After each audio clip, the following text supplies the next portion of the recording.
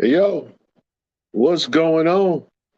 It's your boy Rich, man. We back here again, Sunday Night Live. It's your boy Rich, Real Talk with Rich. On tonight, you know what I'm saying? We've got a special show. We are in the building. Want to shout out the Black Comic Lords, want to shout out Black Superheroes Forever, and everybody else that's watching this. Good afternoon, good evening, good morning, good day. Uh, Thank you for joining us. We have a special conversation on the night. Now, tonight, normally we would do a show where we would talk about comic books, and then we would do something called Low Hanging Fruit, where we talk about just news and things of that nature that's going on with comics. And then we would do a conversation like going down the rabbit hole. But tonight we're bypassing all of that and we're going straight down the rabbit hole. We have a conversation with a number of collectors, uh, savant collectors, if you will, guys who are heavyweights in this Black comic book community. I am honored and privileged to know these brothers in the community, and we're going to have a blast with them. So, having said that, we're going to talk about some stuff tonight that is very, very deep. We're going to talk about black keys. What is a black key? We're going to talk about the creation of black keys. We're going to talk about can black keys be regular keys? What does that mean for the mainstream community? Um, what is it about our books that only appeal to us versus the general public at large? It's going to be a heavy conversation. So I want you guys to just sit back, get you some libations, some water, some drinky drink, whatever it is, and enjoy the conversation, man. So for the guys that are going to be joining me, we have a Mike Carson, we have Big Phil, and we have Robert Foreman. These gentlemen are great guys who are in this community. They are seasoned collectors. Basically, they know what they're doing. And so we're here tonight just to, break bread and chop it up. My man, Phil, Big Phil, he initiated this conversation. He wanted to have a talk with us. So tonight, like I said, we're going to start talking about black keys. But before I do that, I want to ask you guys, how are y'all guys doing? I'm good. All right. All right. That's what's up. What about you, Mr. Mike? How you doing, sir? Hey, what's going on, Richard?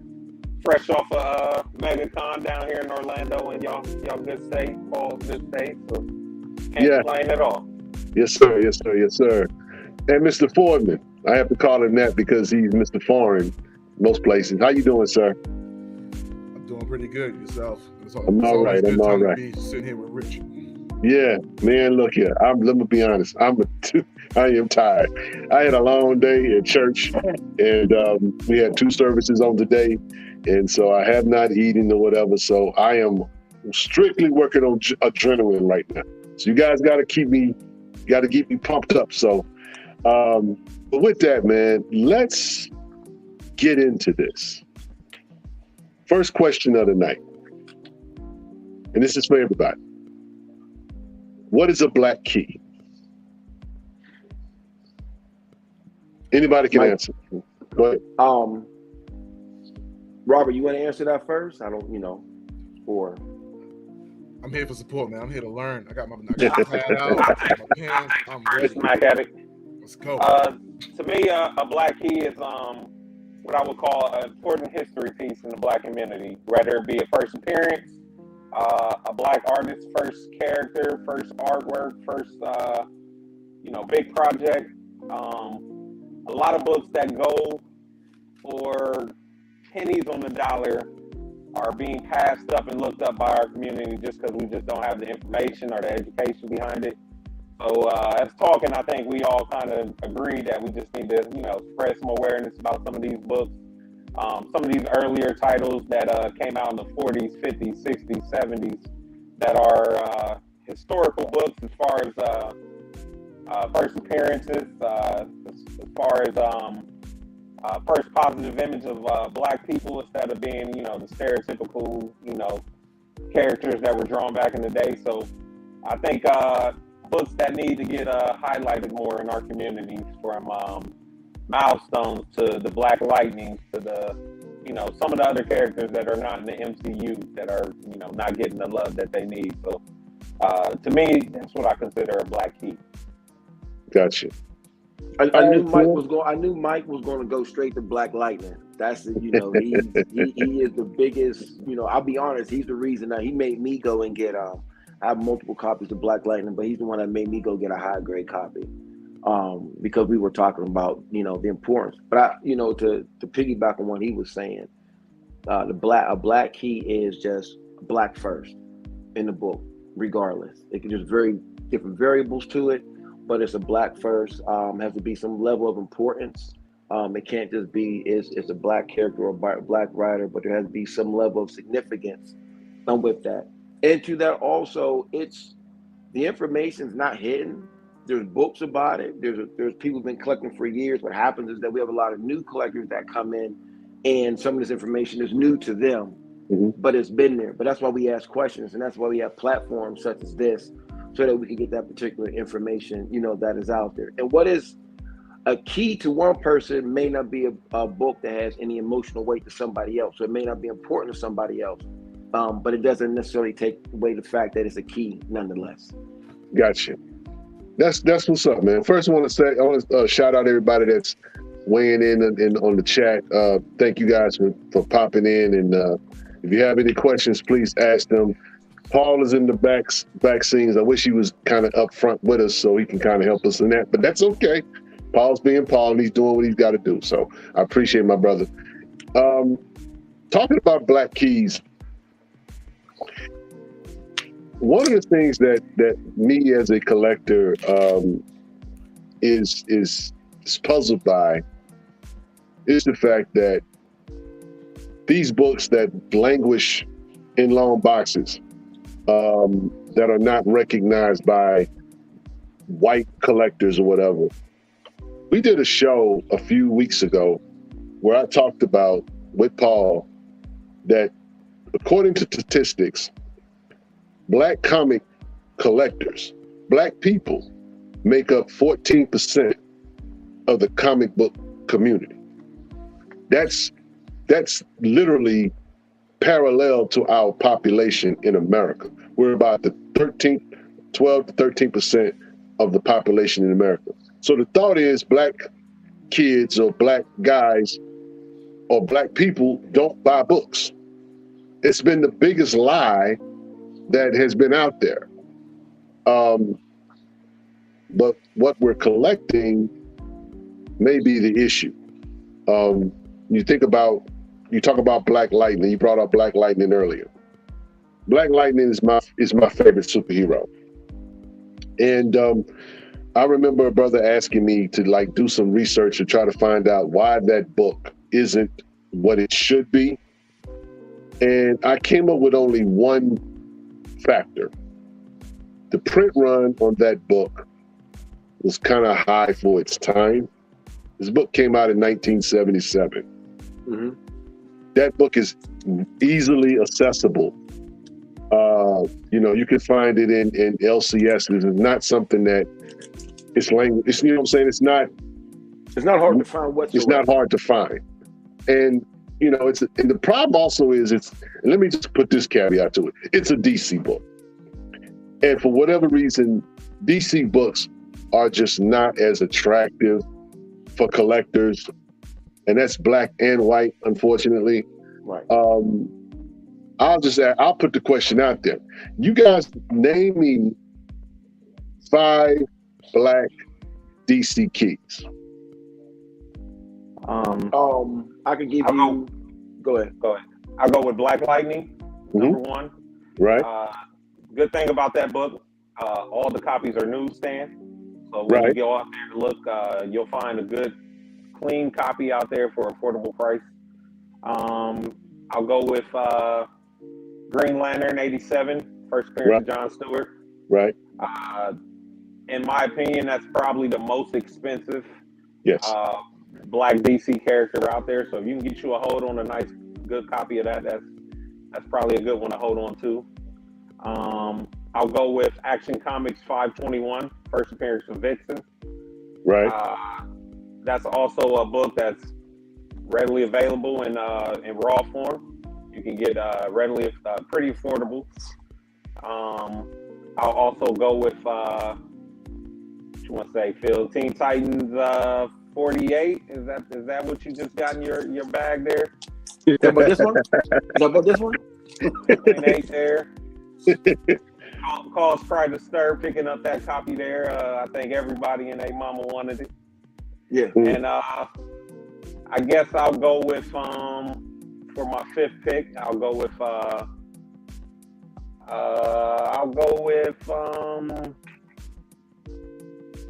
DC Presents 26, first appearance of Cyborg. Okay. I'll mention that book because Cyborg is in a lot of he's in movies, he's in TV, right. He's in live action, he's in animated.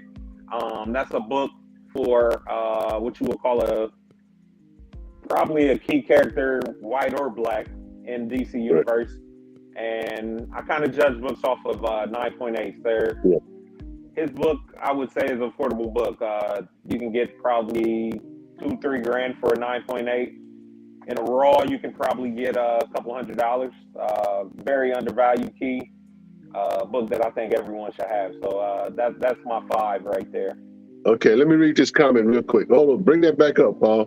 Black folks still set watches on what whites value more than their own stuff because that's what the majority is into. That's a fair assessment. Now, it's interesting you said those 5 books, but I thought you missed the most obvious one. Now I know my man Rob Foreman, he knows this one. So let me can I get my 5? Go ahead, Phil. So the number one most important DC key is Wonder Woman with Nubia. That's the number one. That's the most important key. That's Wonder Woman 204. That's the most important. 204, 205, and 206 take up 3 spots. And I'm going to tell you why. Because 204, she doesn't have, she has the mask on and you can't really see her. Mm-hmm. It's not until 206 is that iconic cover of when you see her and Wonder Woman having that, having that battle. So I'd say the 204, 206, Teen Titans 48, Black Lightning #1, and of course the Green Lantern. But also the first Amanda Waller. There's a couple, but part of the reason why those DC keys aren't Black Lightning has such a high print run because it came out during the Black exploitation era, and they were trying to capitalize on that. And there's so many. Should it be worth more? Definitely, but we could say that about any of these particular books. Now, if you couldn't find those books, then it would go crazy. Also, if the Black Lightning show was better, that particular book would have skyrocketed. I agree. It would skyrocket. That Amanda Waller. And this too, to Mike, the problem with DC has also been they have not been able to capitalize on their TVs and movie shows. There's no consistency. That's what's killing them. That's why Marvel can have a minor key and it'll be worth more than the DC semi-major key because of consistency. If you look at that Legends 1, Amanda Waller, first appearance Amanda Waller, a 9.8 you can get for $150 right now, which is very undervalued. Yeah, that's a good move. So one thing I'll say about DC books, and people say they're undervalued. To me, that's a sale. That's giving everyone the opportunity to go out and get these books right now while they're still priced low. Because historically, DC has always been the top dog. Maybe the last 10, 15 years with the MCU and the Marvel movies, Marvel has gotten some steam, but overall DC has been the big dog. So get them while they low now, and then eventually I think they'll hit their due because Amanda Waller, she's in Peacemaker. She's about to get her own spin-off TV show. She's in cartoons. She's been in movies with Suicide Squad. Right. Name another black woman that's more important in the DC universe right now than Amanda Waller, and that's a book that many people pass over and over. And like I said, you can get a 9.8 for $120, $150. Like, well, it's interesting, brother. You brought up about her being, because some would say Nubia is that character, which is interesting because the Nubia books that are out now that have just been printed out or whatever, the DC recognizes doesn't recognize 204 as the first appearance of that Nubia. That iteration of Nubia is Wonder Woman 75, Volume 3, I want to say. But again, it's a character that's languished in DC for the longest, and so they're now just starting to do something with it. My frustration with Black Lightning is... You know what, too? Go ahead. I'm trying to see. I don't know. Can you hear? Yeah, I can. Yeah. Froze. Yeah, you got cut off. Give him a second. There we go. Go, Phil. There we back. So my thing is this really quick. That will always be the Nubia book for collectors. Mm-hmm. The new collectors can get it all they want to, but hardcore collectors are going for that book. You could recon it, you could do whatever you want to, but when you say Nubia to a collector, that's the book we're looking for. Right. I don't care how many variant covers you do. I don't care what DC says. That's the book right there. And I don't dispute that. I don't dispute that at all. I just know that it happened to be.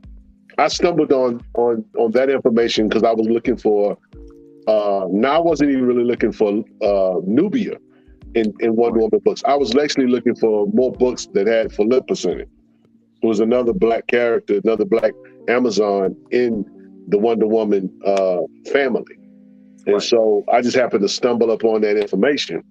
And you're right, you know what I'm saying? That is the book. But that's also the problem with DC. This retcon and this is where the confusion is at. This is where their books don't. I mean, this book is so sought after. I was at a con one time, and I had to hit Robert up, and I'll let Robert tell that story about a double cover of 206, and I had to let the dealer know. I said, I got a guy that wants this. And there was a whole couple of weeks journey where this went from one con.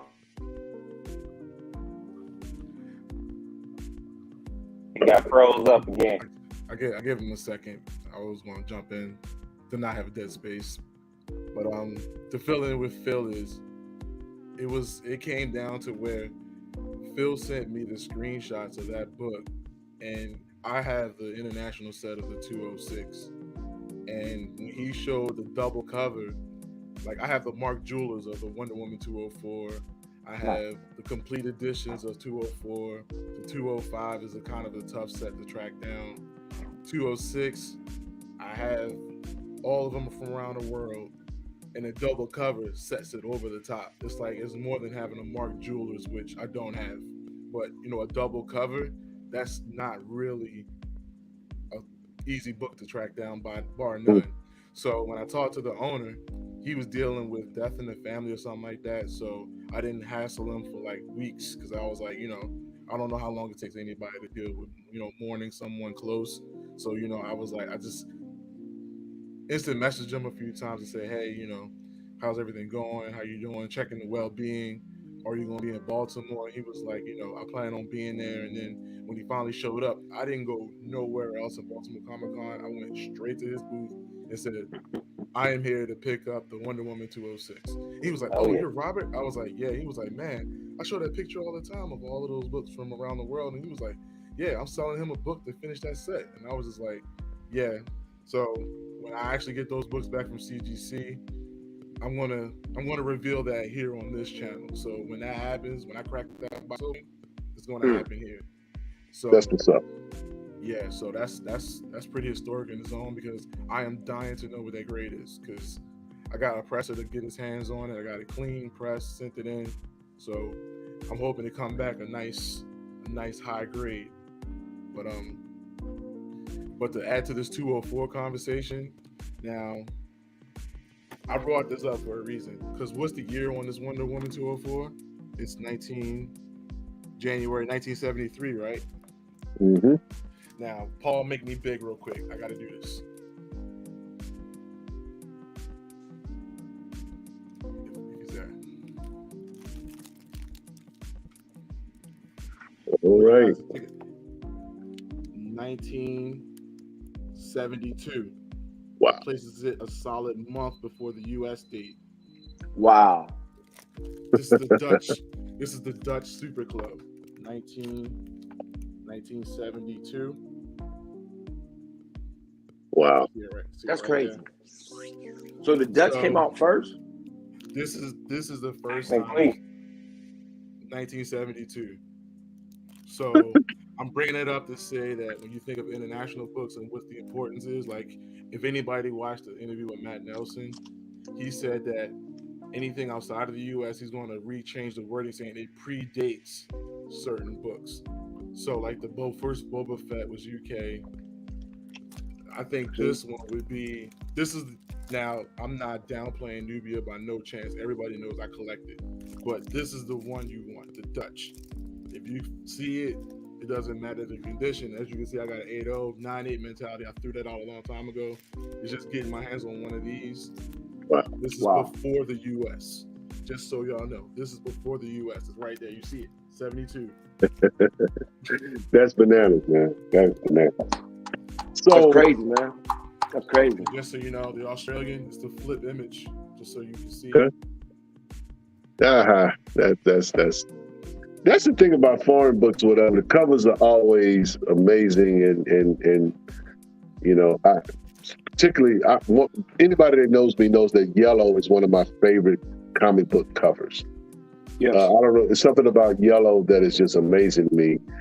I have a Scotty Young Daredevil #1 variant that I'm just insane in love with because it's a full yellow cover.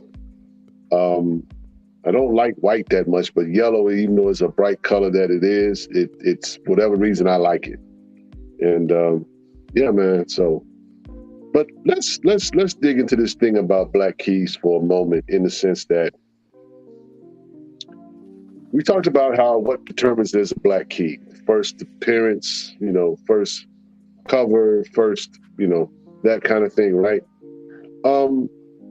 When it comes to recognizing what a key is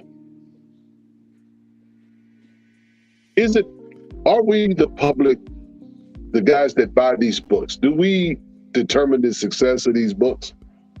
Or is it pretty much a fixed fight? And what I mean by that is certain books like Batman has like 20 million different titles, right? And DC clearly is making its money and betting the house on Batman. So the question is, that seems to be like a fixed fight. How do we get books that are, I guess, we can't speak on books that have already from the past, but as far as modern Black Keys go, how do we determine the market on that? Or how do we, if that even makes any sense? You guys get what I'm saying? Yeah.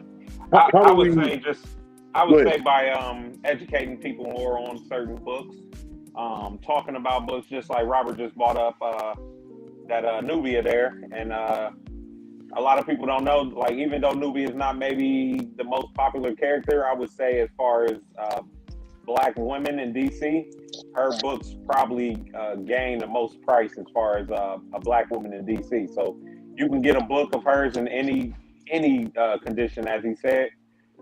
It's going to hold a lot of value going down the line. Because, I mean, look up some of the prices on eBay that Nubia is selling for, and it's a pretty penny. So a lot of people don't pay no attention to it because it's not X-Men.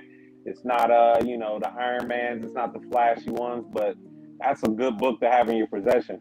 A good key book to start cornerstone of a possession too. So Gotcha. I think picking up books like that will help establish, I guess what you would call a great cornerstone for your collection. So I think just talking about them, educating people about them, get people in the right direction. So. Okay. Well, I want to go back to Black Lightning real quick, if that's okay. One of my frustrations with Black Lightning is the fact that this is a character that is an original character. It's not a legacy character. It's not a character that really comes out of any vein. Now, Black Lightning historically gets linked with Batman because he was a Batman in The Outsiders, right?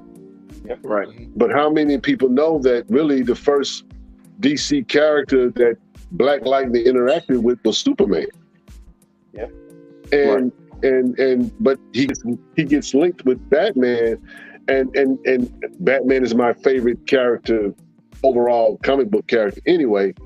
But my thought is the story arc for Black Lightning, being a street character, being a character that is almost, I would say, too relatable, but a dope character nonetheless, man. And so I just don't understand why this character doesn't get the love that, say, Luke Cage gets or Black Panther gets. If people seen the way he checked Superman way back when, they'd give him a lot more respect. I want to note that there too. Well, Yes, sir. I think the problem is that I know you two are. I never got into Black Lightning as a kid. I'm just gonna be honest with you. I just never did. I will say the reason why most people don't get into him is that they don't know a lot about him. I'd say the character he relates to a lot of us. Sorry about that, Phil. You kind of went in and out. Did I go in and out? Yes, sir. Yeah. Oh man, we about to have him. All I'm saying is I think that Black Lightning is he's a cool character, but he was just never a character that I particularly got. I'm not invested with him emotionally by any stretch of the imagination.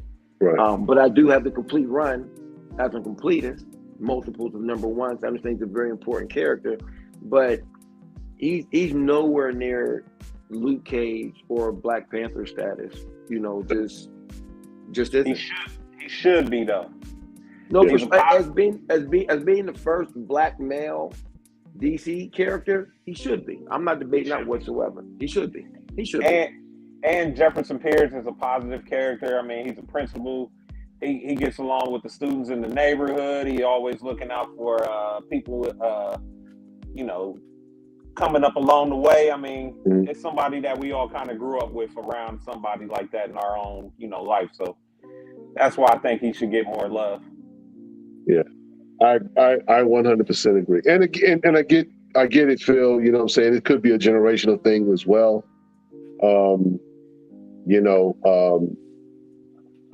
I really don't have any.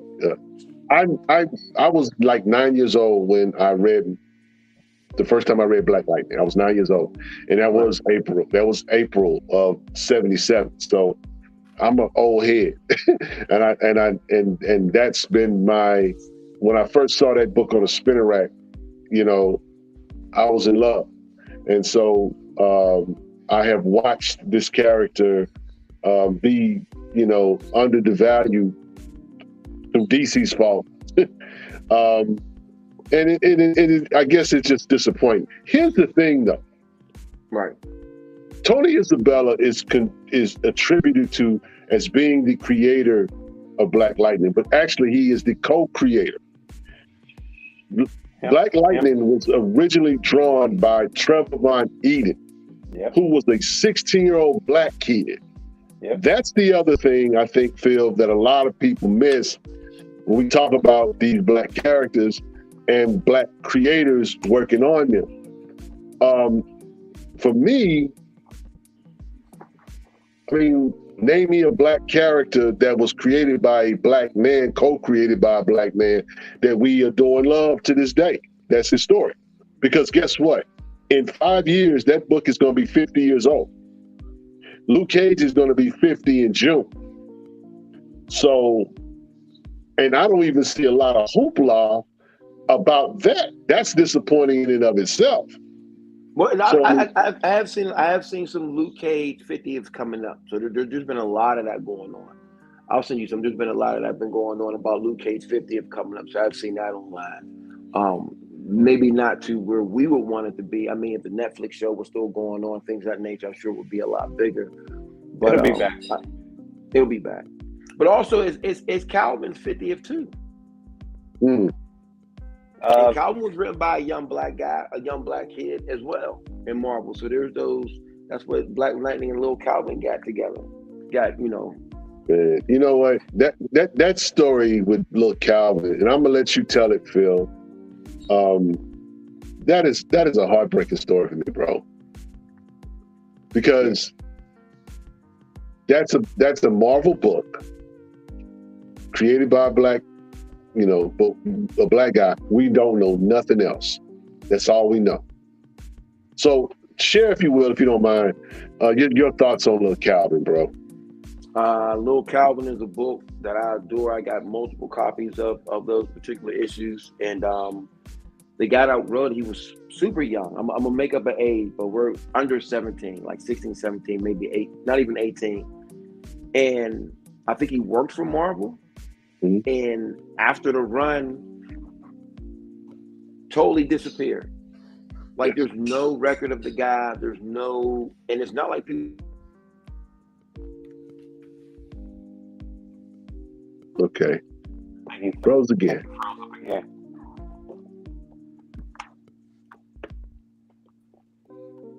Man, I keep going in and out. See, it's all good. It's the black comic lovers, man. Y'all do this to me every time. You still ain't here. Keep going, bro. You can't put that on us, man. I can't put that on us. Listen, but Calvin is such. I remember me and Rico. We're talking about Calvin, and we were talking about the importance of this particular book. And I remember we were talking about where it fell in as, and I think it's like the second black character to have his name in the title was Calvin.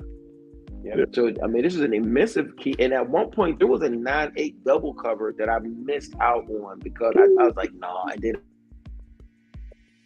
Wow. Yeah, it went for cheap too. Like, man, I remember that. You'll never say it again. Right. That's why I hop on that double cover because of that situation with him. I was like, nope, I can't let that slide. I gotta get it. I didn't even ask the price. Wait a minute. Mike, you got it? I don't. If I did, though, I'd be shown now.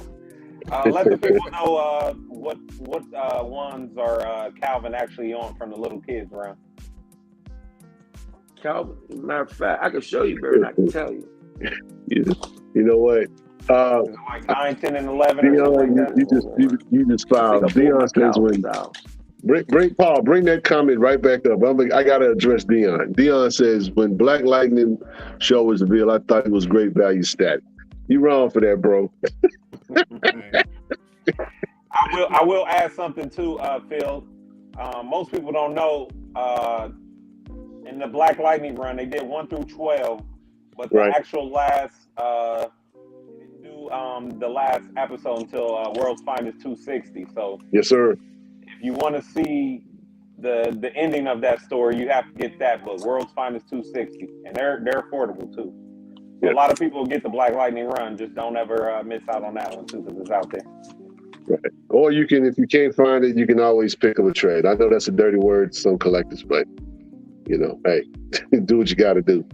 So we've been on DC's neck. Let's talk Marvel. Marvel Black Keys. We know the legend and Paul. Not Paul. Phil, I'm gonna go at your neck because I heard you say something. I didn't like it, but you know what they say: a hit dog or howl. What did I say? Tell me what I said. Because all y'all gonna do is cut me out anyway. You said you cannot call yourself a black. I'm paraphrasing. You said you cannot call yourself a black collector if you don't have Fantastic 452. Yep, I meant it. I didn't stutter. If you've been collecting for at least 10 years, 5 to 10 years. I don't want to hear it. You can get you a low grade one for a couple $100.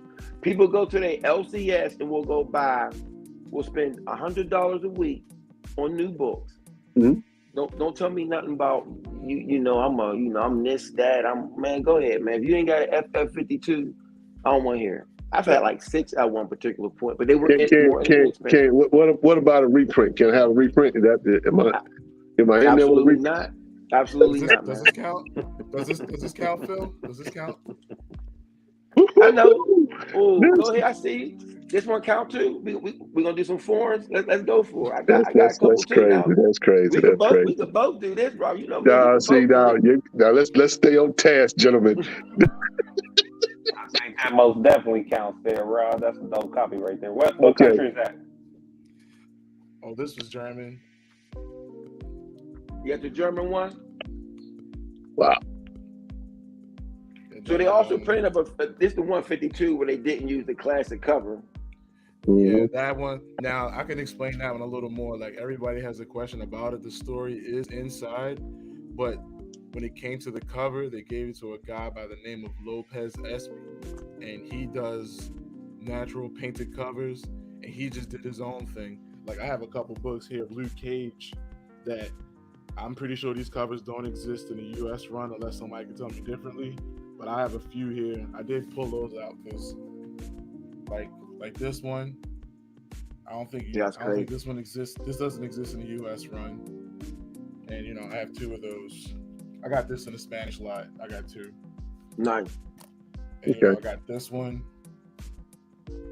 This is another little. So are those canon stories or are those they are the original score. They are the original stories. Like this one's a second appearance of Sabretooth. This is a key for those that collect Sabretooth. This is an important one, but this is the Spanish one. Okay. And then, like here's another. This is a Lopez Espy. The signature is right there. Nice. Now this guy's still alive. He still does covers, but this is another cover that doesn't exist in the U.S. But they did it. One of him fighting a robot, which I thought was kind of cool. I like the way they did the title. But it's a lot of these books that it almost looks like a '90s book. Yeah, exactly. That's the reason why I grabbed it. But I mean, it's one of those ones. I'm sorry. Yeah, no, it's okay. But I did want to talk Marvel. We talked about real brief about Phil thinks I'm a loser because I don't have Fantastic Four 52. It's okay. Wait. So you don't have one for real? I just said that, man. That's how I told you. I hit down the holler. You a pastor, man, so I don't want no problems. So I'm not, I ain't gonna let my blessings. Well, I tell you what. Any of you heavyweight Rico, whoever, you got a Fantastic Four, you just need to get rid of. I'll let your boy, because I sure will take it. But anyway. Let's talk about Marvel keys, Marvel Black keys. Okay, so we do know about the Fantastic Four 52. You guys give me some other Black keys that you think, as far as Marvel is concerned, that guys should grab. Should have or grab, or what you should already have. That's different. This guy here, man. Yeah, Phil. Both. I'll go with one. Avengers 62. First M'Baku or Mayonnaise. All right, so a lot of people pass up on this book, but quietly it's the most expensive black villain that's out there right now. So if you go through all the total sales, I think a 9.6 sold for the highest price out of any black villain, but you can find raws of those books for pretty affordable prices right now.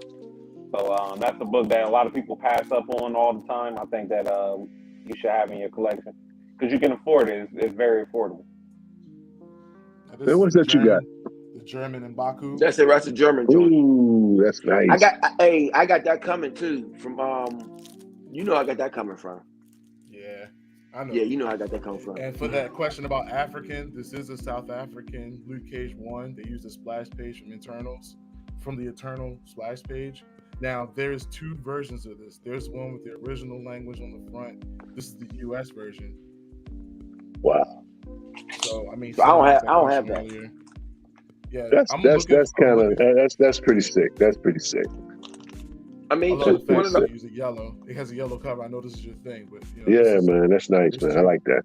That's dope. The toughest one is the original language from that country. That's the one that's the toughest one to find. I got somebody looking for it, but this is gonna be a beast. The other one's gonna be a beast to find. But I love this because it's the yellow sold me on it. I was like, yeah, man, that's dope, bro. Okay, so we got Avengers 62. What else, fellas? What else should guys go after? Or should have? Dracula 10. Tomb of Dracula 10. Oh my God! You know what? See now, see that there are That's a mortgage. FF2, a mortgage too. I don't know. No, Tomb of Dracula is a whole lot more expensive than Fantastic Four 52. Hey, and Blade hasn't even hit the MCU yet, so that's what I'm saying. Go crazy once it does. Who's that? That's Italy. French Canadian. French. Okay. He got the Spanish one. That's the one that Phil has, but this is the highest on any census, CBCS or CGC. Well, he got the highest. He not playing games, y'all. Told you. Clearly. Man, that's dope. Yeah, man. I had to get the reprint on that, Phil. I'm sorry, bro. Reprint is better than no print. Hey, you have a copy. I'm gonna let them be as gracious as they want to be. Then we got that's a but Tomb of Dracula is a book that was fairly inexpensive a couple years ago, and then we got this one too right here. Which one is this? The German one, Rob? Yeah, that's the German one. The Hit Comics is a German. Thank you, my brother. So let me ask you, Mr. Foreman, let me ask you, sir. You got some dope keys or whatever, man, and how does that compare in terms of, are you able to get, steals because these are foreign books, or do you see an increase in demand for these books and so prices have gone up, or are they still relatively affordable? I'm speaking loosely on this comment, but I'm going to say when it comes to these books, like the Black Keys, I'm going to say that they're still affordable. But when I was buying them, nobody really cared because, like I said, I felt like I was the only black man in that space of buying foreign comics. And whenever I contacted somebody out of country, I said, hey, any black keys you can get your hands on, or any black characters, or some of my favorite characters, if you see it, let me know. I want to buy it. So when it came to, Black Panther and things of that nature, they didn't really haggle me for price. It was like $80, and I was like, but this is the Greek Black Panther 1, Jack Kirby. Now the entire run is fairly cheap. I think the guys that are in the community will sell the whole run for like $200, but in the US that'll cost you like what, $300 or $400. But you think about the history of being in Greece, no bag and board, and as you can see, this still has full color. It doesn't look bad. It's nice, man. That's crisp. They didn't have comic book stores like we did, so this is on a newsstand. So this sat out in the cold or the rain or whatever it is, and it still survived. So this is a piece of history on top of being able to get a black character out of country. This is kind of what I ventured towards. So so we talked Fantastic. Okay, you got the Obama. Where's that from? Oh, Spider-Man. Okay. Yeah. So a lot of these are some of the books that I would grab along the way, saying like, "Hey, I'll take it." Yeah. Okay. That's what's up. All right. So. Other Marvel keys, we talked about Tomb of Dracula 10, which we know is an amazing book. Blade's an amazing character, and when he does hit the MCU, that book is probably, it goes beyond being affordable to, hey, do I want to eat for a month? That's the question. That's what I wanted to note on is the problem with a lot of the Black keys and people don't consider them keys is because we always go for the Black Lightnings, the Black Panthers, the big names. There are tons of books out there of firsts that are very much affordable, that don't get a light. I'll show this one. I'm not at home, so I don't have as many books. I'm down in Orlando for Comic-Con or MegaCon. But right here, this is Star Wars 4. This is the first Black woman in Star Wars, Sana Solo, or Starros, as Paul would like to let everyone know. Yeah. This is a $100 book right here in the 9.8. As big as the Star Wars universe is, this is an important book to have, and I would consider it a key. The first Black woman in Star Wars is none of the so sought on, and she gets a lot of run in Dr. Aphra run. Yeah, So that's she gets a lot. She gets a lot of run in that book. Do you have? I was just curious. Do you have the cover with her and Lando Calrissian on the cover? I didn't know nothing about it, and I seen Reginald Hudlin just posted the other day. So I put a copy of that book up too. Some guys were like, "Man, I ain't never seen it." I'm like, "Yeah, that's an old book. Cover. That's not a new book at all." Books like that is the keys I think that we miss out on a lot. A lot of people don't know about them, so we need people like you to point them out, post them, and those books are in dollar bins. Yes, sir. Here they are, because that's exactly where I got still in the dollar bin right here. This is dollar bin material right here. Yeah. Nice. So, okay, guys. Black Panther. We know him. We love him. He's a great character. My question is this. Spider-Man, Captain America, Fantastic Four, all white characters, right? And they have these characters that appear in their books that get recognized as keys. Why does Black Panther don't have a lot of original characters come out of it, even though it's an amazing character, has an amazing story, whatever?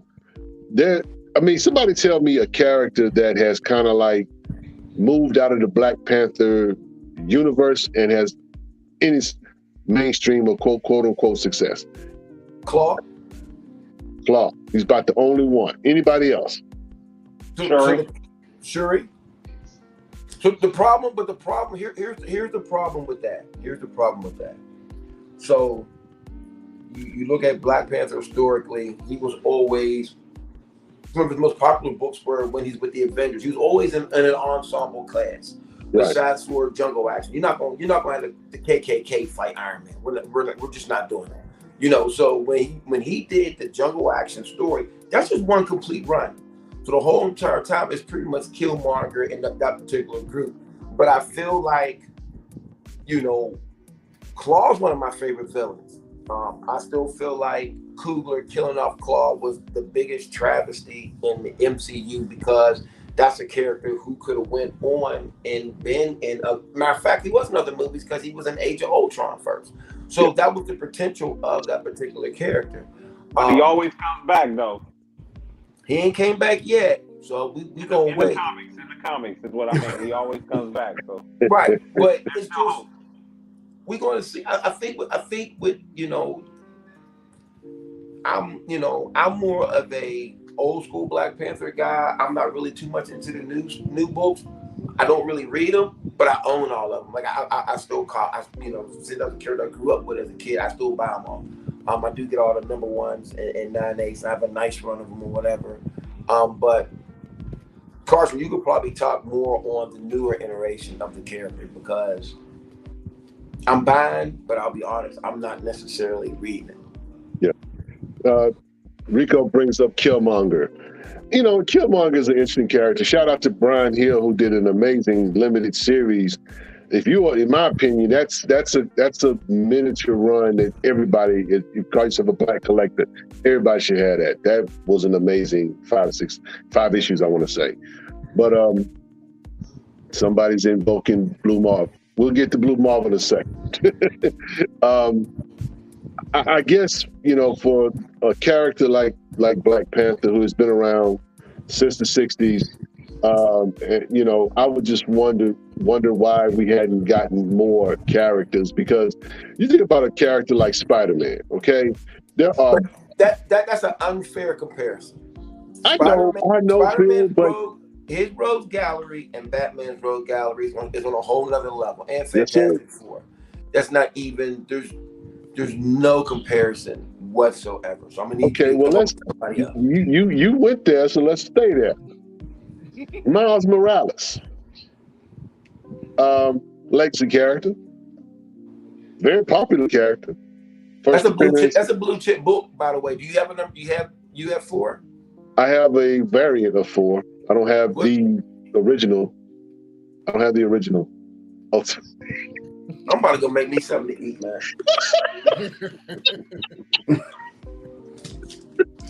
I feel like, hey, if you got a variant or a second print, man, you still in the game. Yeah, I got a variant. Phil, I don't know if I've ever talked to you about this. I was late to the game when it came to Miles Morales. Let me tell you why. And this is when keeping it real and being old is a problem. I'm older than you. I'm older than you, though. How old are you, bro? I'm older than you. Okay, if you say so. I'm 50. I'm 54. What are you talking about? Oh, you won that one. So you really ain't got no excuse. Anyway, look.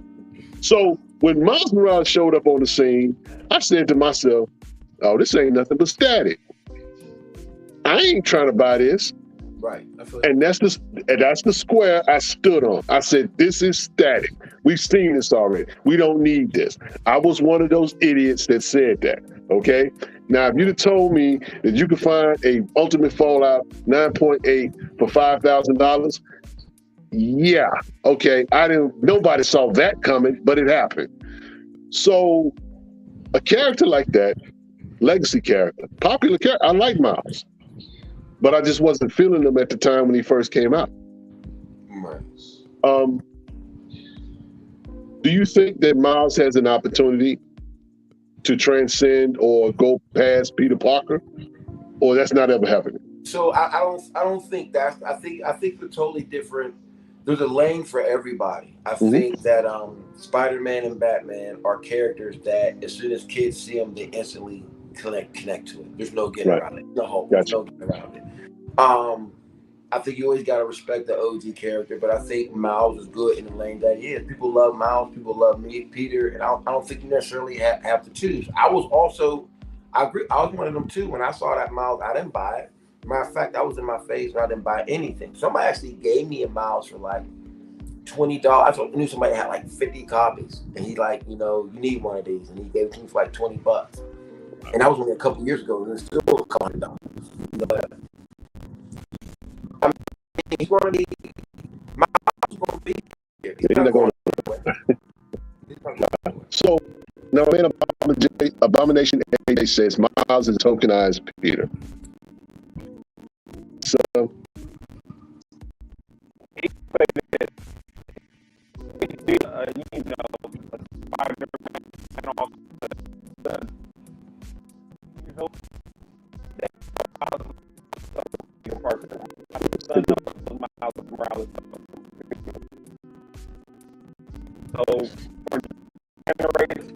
Spider-Man that they know. Give Tom Holland maybe one or two more films, and I think that Marvel or Sony will go kind of into the Miles Morales realm of things.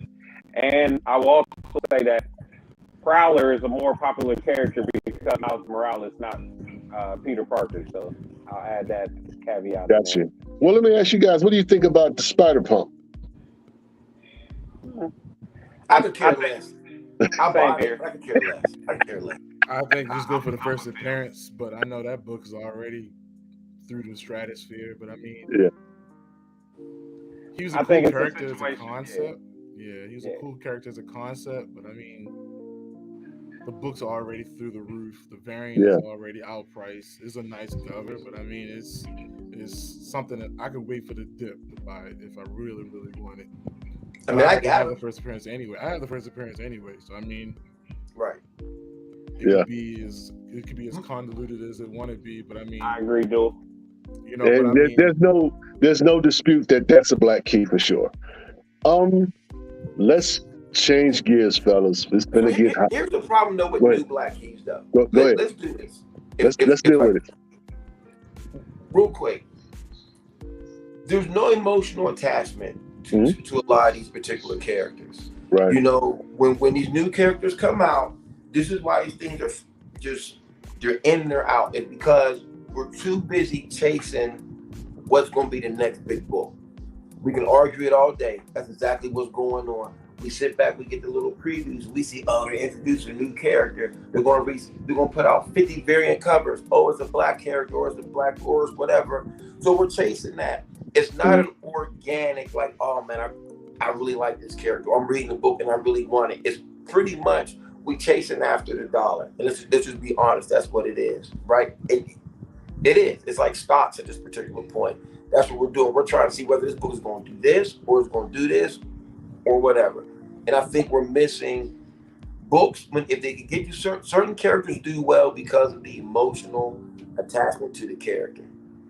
And I just feel like with the newer books, there really isn't that. You know, you start over at number one every 5-6 issues. There's just, I don't know. Then we retcon stuff, and then we got variants of this, variables of that.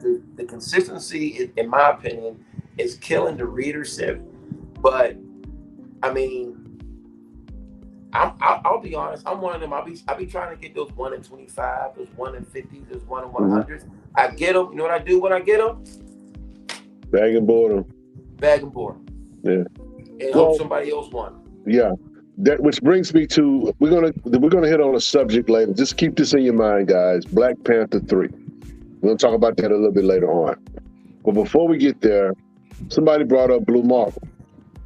Blue Marvel is a book that is clearly a spec. If spec was a book or a picture of a spec, it would be Blue Marvel, or should I say Adam Legend of Blue Marvel #1. That's a book that is strictly expensive because of what it could mean to Marvel, whether it be the MCU, a show, or whatever.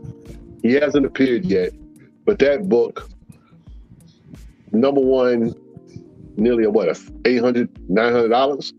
$2,000. Raw. 9.8. $2,000 Yeah. So, and that's just bananas when you think about it. But if you think about why this character has why these books have the value it is, we know the low print run has something to do with it. But let's just be honest, guys. This was a book that Kevin Greavy wrote back in 2008, 2007. And dope character, very powerful, but they have done literally nothing. Marvel has literally done nothing with that book or that character. He was in Doctor Doom. He was a part of the Ultimates. He's going to be in the new Defenders, I think. But no one's really like beating their chest for it. So a character like that, which has all this potential, shout out to my man Rico. He got about 11 million sets of that run. Now, Phil, I do have that book. I do have the Blue Marvel #1. Congratulations. Look, you can't poo-poo me on my own show, bro. You can't. Hey. I will say, hey, for a character that has no TV time, no shows, no animated shows, no live action, I mean, if you can come across that book 1 through 6, any one of them, any grade, I think it's a must-have book. Absolutely. Paul, bring that last comment up for me, please. Somebody asked about New Mutants #1. Oh, that's my homeboy, Neray. What's up, Neray? Yeah, he says, would New Mutants #1 be considered a black key? What do you guys think? Because of Roberto? I'm guessing that's the only reason. Sunspot, yes. Yes. Absolutely. Brazilian. So, I mean, that's yes. I mean, people won't consider it a major black key, but it's New Mutants #1. I would say the New Mutants graphic novel would be, that would actually be his first appearance. Okay. Here's another character we think about. Just had a show on Disney Plus, Moon Knight. Moon Knight #1. Is that a black key? Why? Because it's the first appearance of Bushmaster, right? I thought you were saying Mark Spector was black. I was like, oh. No. I'm like, what TV show was he watching? No, but I think, Bushmaster is that was the first appearance of Bushmaster in Moon Knight #1. I mean, it would be a minor black key. I mean, but right. the key would be more or less for the Moon Knight. Gotcha. So, but again, I mean, so we wouldn't consider that. It would be a minor key. It wouldn't be a black. It's still a key. Yeah. I think all sets like that, when it's not, you're not the focal character, you're not the focal point. Right. Kind of losing some of the joy. And a lot of people are going to buy that book because of Moon Knight, not because Bushmaster. Right. Yeah. Man, I am so disappointed. Or if it was, but it's. I agree with Mike, but or if it was like people got it because this Bushmaster character is crazy, then I mean, but it's still it's like a double. We'll call it a double key if that makes sense. Yeah. I mean, I think that's a real thing in comic books in general. So we've talked about Marvel, we talked about DC. Let's talk some independent stuff, because we don't really talk about black keys when it comes to independent books. The most important. Well, you had like Dell Comics. Dell had a nice run when it came to black keys. Right. Lobo. Mm-hmm. They had one of the most important black books. Period. If I'm correct, was let me see if I got one of these sitting over here someplace. Lobo #1. Yes, sir. Like that's not even up for debate. Lobo #1 is a top 5 black key, a top 5 key. Period to me. That's not the black key. It's happens to be a black guy, but it's a key. It's a super key. Yeah, that's man. I gotta say that book is probably one of the most important books in my collection. And that was gifted to me. Somebody gifted that book to me. So I'm extremely grateful for to have that book in my collection. Now let's see. H&H Comics directs the quote to Rico. Says Blue Marvel #1 print low is lower than people think. BCL's Kevin Greavy interview video explains why. Yeah, he did.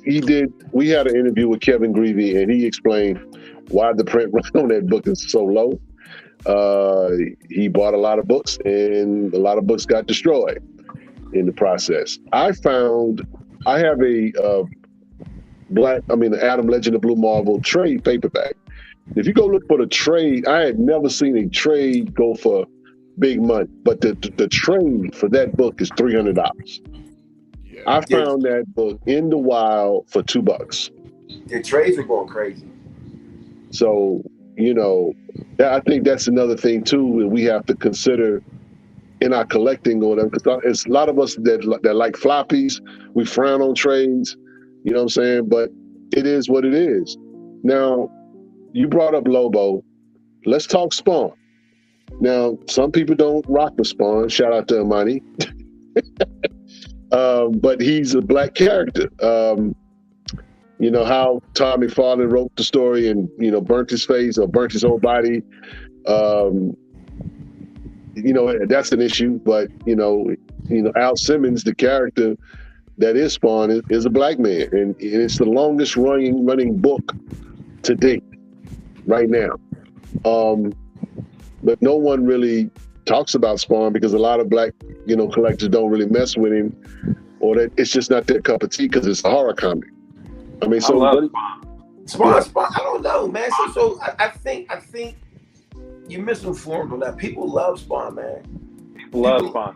People love Spawn. That's why it's the longest running title there is. People don't talk about it because they just like it. There's nothing negative. People they pick it up, they read it, they go, and it's not something where Spawn wins because Spawn has never stopped. Yeah, I can add some insight to that from the foreign lens. Spawn 1 has 16 printings in Japan. 16. What? 16 printings. You got a few of those? You got those? No, I'm not diving down a rabbit hole because there's a Filipino, there's a South African, there's an Indonesian one, there's a Tagalog one, which is another Indian one. I mean, the depth of this book outside of the U.S. is deep. I'm talking like almost 36 covers deep. And I know just the Japanese trades alone, they're about maybe, now you want to talk trade paperbacks, a lot of their formats to save paper is still come in the thick format. They don't come in the 28 pages we get. So okay. a lot of those only come in trades. So when you see it on eBay or whatever, you'll say like, oh man, it's a trade paperback. I don't want that. I want the regular one. That is the only format. Some of them don't come in at 28 pages. H&H Comics. H&H Comics says, thanks, Paul. I didn't mean to interrupt you. H&H Comics says, hey, Rich, BCI has a listing of keys on the website. Tell me more.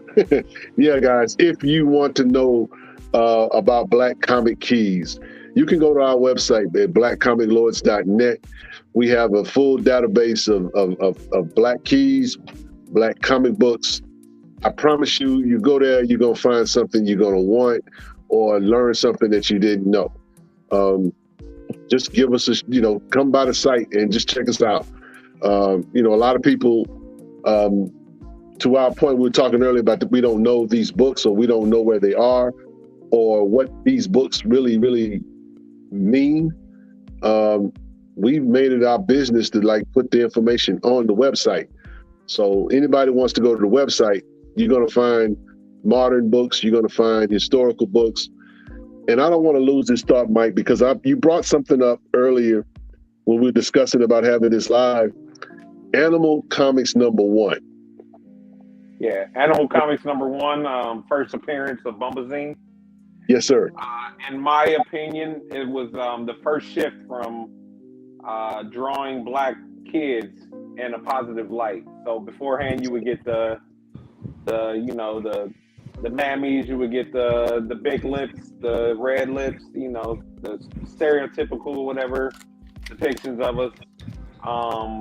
Until Bombazine came along. He's a lovable Black character. The problem is with that book, he only ran in the first episode or two, and then they switched him to Pogo, which is an animal. So it caused a lot of controversy back in the day, and they didn't want to see the Black kid running around with all the other characters, so they switched him up to an animal. So it's an affordable book that's out there. A lot of people will pass up on it. They won't even look at it as a Black key because, like I said, it's not flashy. It's not big. It's not the Black Lightning, the Black Panthers. So, yeah. What book is this again? Animal Comics #1. Oh, Animal Comics. Yeah, man. I just think it's interesting. 1941 or something like that, I think. Yeah. It's a golden age book. Let's talk golden age for a quick second. Before we switch tabs one time, I do want to note on Spawn. Name another Black book that has a print run like that. Not to mention the fact that Spawn was created to be the strongest out of everyone. He doesn't get the love that he should. Spawn should get, as far as Black collectors are concerned. Yeah. White collectors, they love Spawn. I mean, they buy the books, they collect him. They give a lot of emphasis on him. But as far as we're concerned, Spawn is still affordable. If you get a chance, try to get the newsstand variant. A little bit more, I guess, lower print run than the other one. Yeah. So I just wanted to note that. That's. I've been chasing the a newsstand for Spawn #1 for a while. You can get a newsstand. That's the one you want to get. Yeah. I got several copies of the direct editions or whatever, but the newsstand that's it eludes you. What should I say? It eludes me. Yeah. So when we talk about Golden Age comics, we know that a lot of the Golden Age stuff that has come out of comic book history, whatever, is not flattering or whatever. But I want you guys to speak to the importance of the Golden Age and Golden Age Black keys, because whether we like the depictions or not, it's a part of the history. So I know that there's some guys that frown on collecting Golden Age stuff. We have guys in our space that's what they do in terms of collecting. So I want you guys to just talk about that real quick. Well, before my stuff gets cut off again by the powers that be on y'all side, I collect all Golden Age books. I think the Golden Age is important, the positive and the negative. You can't do an historical timeline and skip over the negative parts. The negative, here we go. What? What did you, bro? Oh, it just froze. He just froze. He must have saw it before we saw it. Well, tagging into what he was going to say with the negative, if you're going for like first, you're looking at somebody like Ebony. Ebony is your typical big lips, buckwheat type character that they would draw back in the day. Ran around with the shadow. To answer H&H question, I would say one of the first positives is Lothar. He's strong. He's independent. Bullets can't penetrate him. No man is going to want to stand toe-to-toe with him. And I want to say one of the first appearances is in, it's not a comic, but it's the Little Big Book. It's a Mandrake book. He's Mandrake's... I got that. I don't want to call him a sidekick because he's the strong one out of the group between him and Mandrake the Magician. Mandrake was what you would call a Doctor Strange of sorts way back when. Right. The Little Big Book, I want to say, is 1936. If I was at home, I would actually show you the book. But I want to say I maybe paid $17-18 for mine off of eBay, and it's a book that no one pays attention to. Yeah, mine was. I just got one a couple weeks ago. Mine was gifted to me. Nice. Rico asked a question. Well, he makes a rhetorical question. Or he asks a rhetorical question. Name an era of comics that wasn't negative. Yeah. Right. To your point. And let me say this too, because my point got cut off because y'all behind the scenes, cutting me off every chance y'all get. Y'all want to get it shine. You got to collect the negative and the positive. If you're a historian, you can't skip over. You just can't skip over stuff. You could choose not to collect it, but it's good to have knowledge on it. But you got to know where you've been to know where you're going. Absolutely. And there's so many positive stories back then that are completely overlooked because people don't want to dwell into that particular area. And understand, you got Matt Baker from Pittsburgh, one of the greatest cover artists of all time from the Golden Age. Mm-hmm. If you don't know who Matt Baker is, then I don't even you don't even need to be watching this broadcast. But Matt Baker was a black man who Matt Baker drew so good, they came up with the comics code pretty much because of Matt Baker. Yes, sir. With the good girl art. Yeah. Some of the most expensive books out there is Matt Baker books. Yeah. I have some Matt Baker. What is it? Nat Turner. Nat Turner. He did a Nat Turner book. I got a couple floppies and I got a couple of graphic novels by Matt Baker. And Brother Wright, this was Matt Baker's first Jumbo internal art was in his book right here. That's what's up. That's his first, and he was just on another level, man. I'm doing a big thing with Matt Baker right now. I gotta keep it under wraps right now, but he's from here. Did he get credit for that inside too? I think that was that's his first credited. That's his first. That's his first credited. Okay. First credited interior art. Jumbo Comics what? First credit interior. Oh, I'm sorry. Let me put it back up there for you, my brother. Gotcha. 69. Yeah.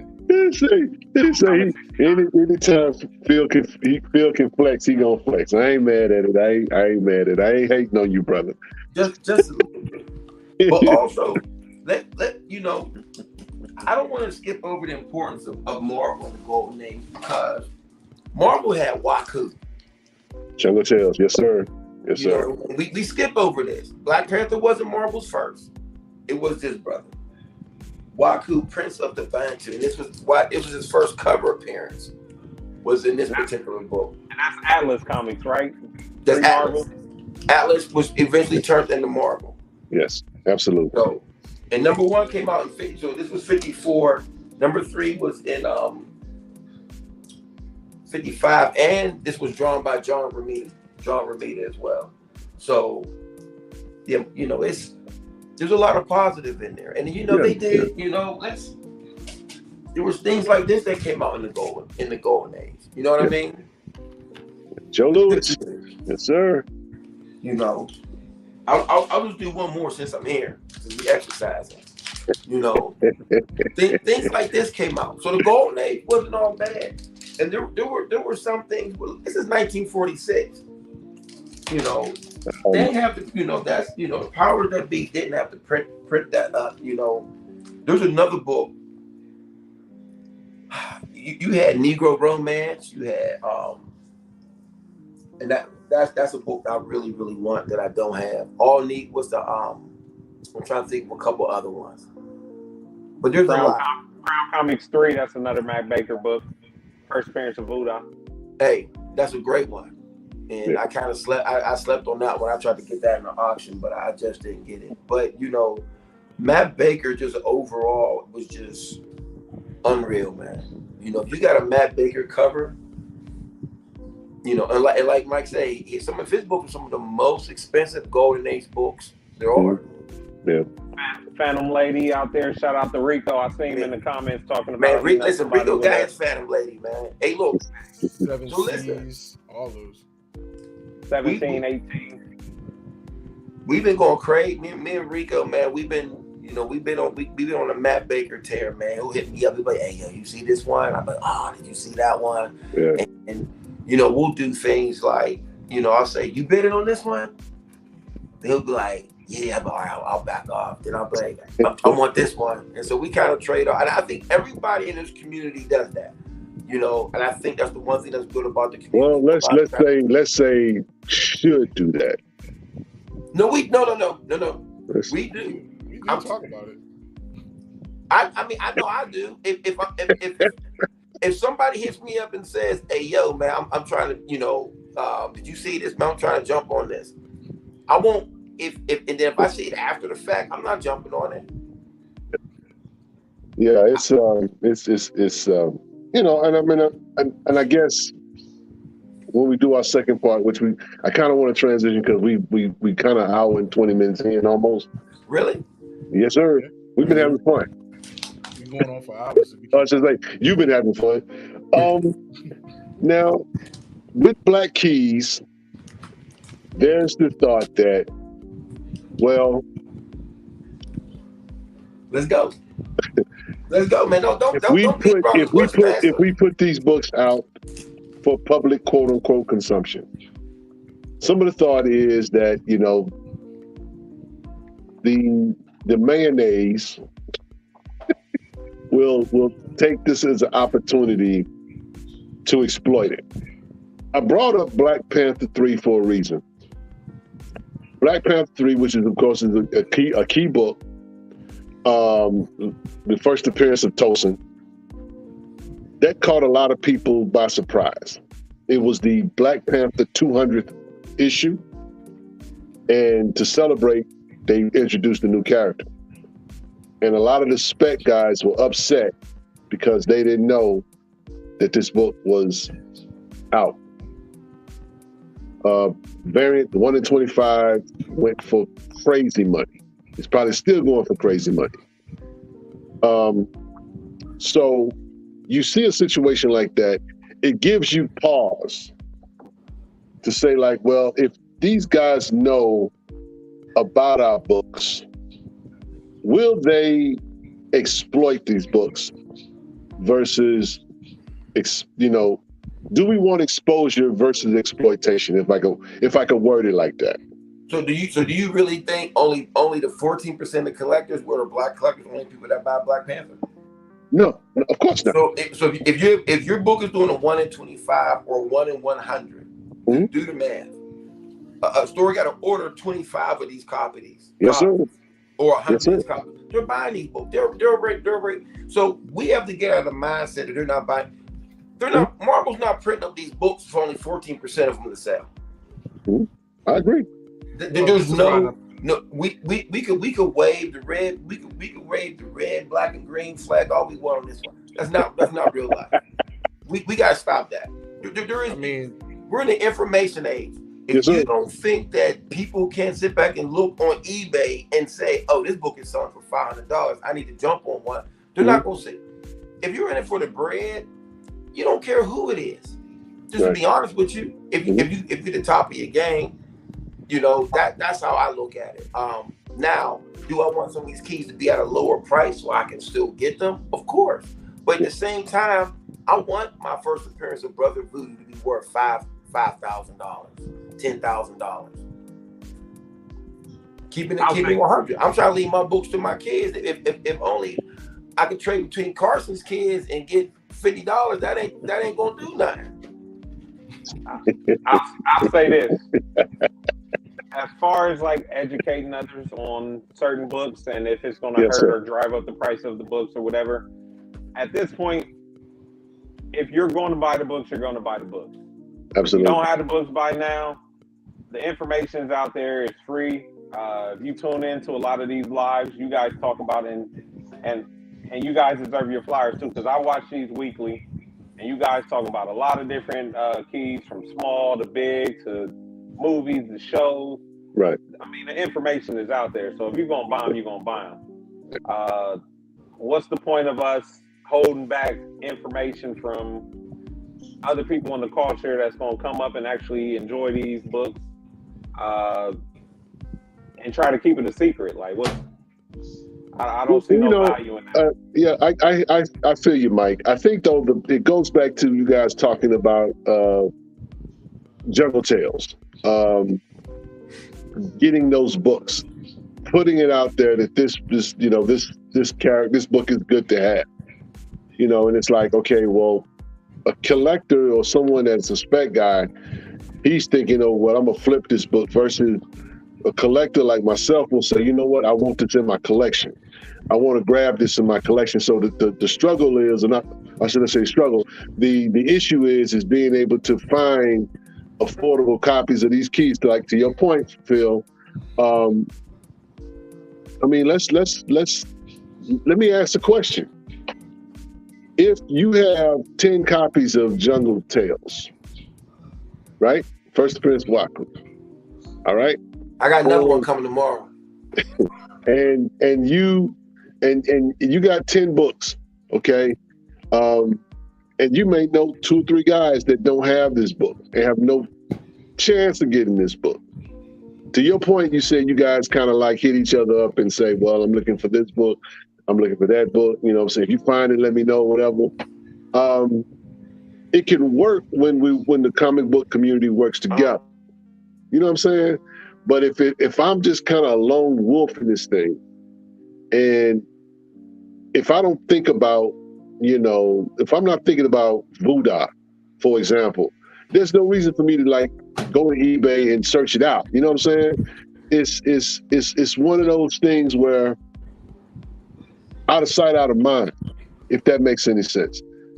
Phil, we need collectors like yourself. We need Mike.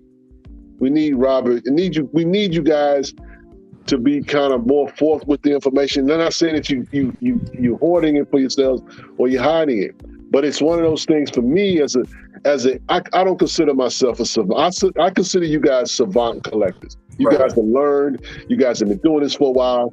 I'm just a cat that just comes in. I love books. I love Black characters, and that's my fandom. That's my passion. But to get into the deep water with you guys, sometimes I'm a little intimidated because it looks bloody at times.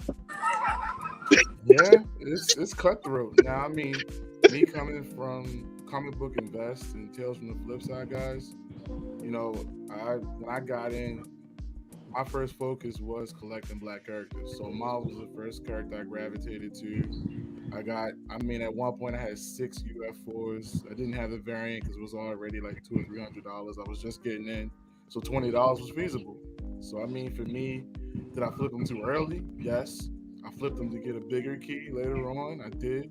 So it was not like it went for loss, but just being in here with you guys for like a solid year or so, more like 3 years, I think. But just reading about these other keys that I did not know about, I'm flipping other keys to get those keys, or getting, a bigger foreign if I can. But it's the knowledge of the community is always the stretch. The more we share, the more others can help each other out. Like me and Phil done a trade. Rich, I did a free comic book. Yes, you did. I got this, so somebody can get one. So yeah, absolutely. Sharing the community is the strongest part. If you see somebody in need of a key, if I have an extra key, I'll share it to you guys first. Like, hey, I got a couple Monica Rambos, I got a couple Bishops who want in. I drop that message often in our chat. So I mean, it's right. The stretcher community is always the first and foremost thing we should concentrate on versus capitalizing. Because I mean, right. the more we can stretch the collection out of our own, everybody has a shot at it. So it's like it's making it accessible versus putting up the house for one. So I mean, it's a cutthroat game. Speculation is toxic. But if you're collecting what you love, it's always going to be right. The same thing like Tosin. Everybody like, the second print's the better cover, and I'm like, yeah, but that's printed to high health. I was collecting it to read, so I mean, I got a couple copies of the regular cover, but the 1 in 25, I was like, it's okay, all right. But I got the number 4 because I was like, I like Stephanie Hahn's art. I love the way she did Shuri on that cover, so I got 2 of those. So I mean, did I get the wrong book? Yeah, I'm like, dang, if I had 2 of those, 1 in 25s on the 3, I would have flipped one and got something else. Yeah. I mean, it's for $1,000, I'd rather get a low grade FF52 than another Tosin. So I mean, you hear that? 52 again. I'll say this. So like a book like that, a lot of spec.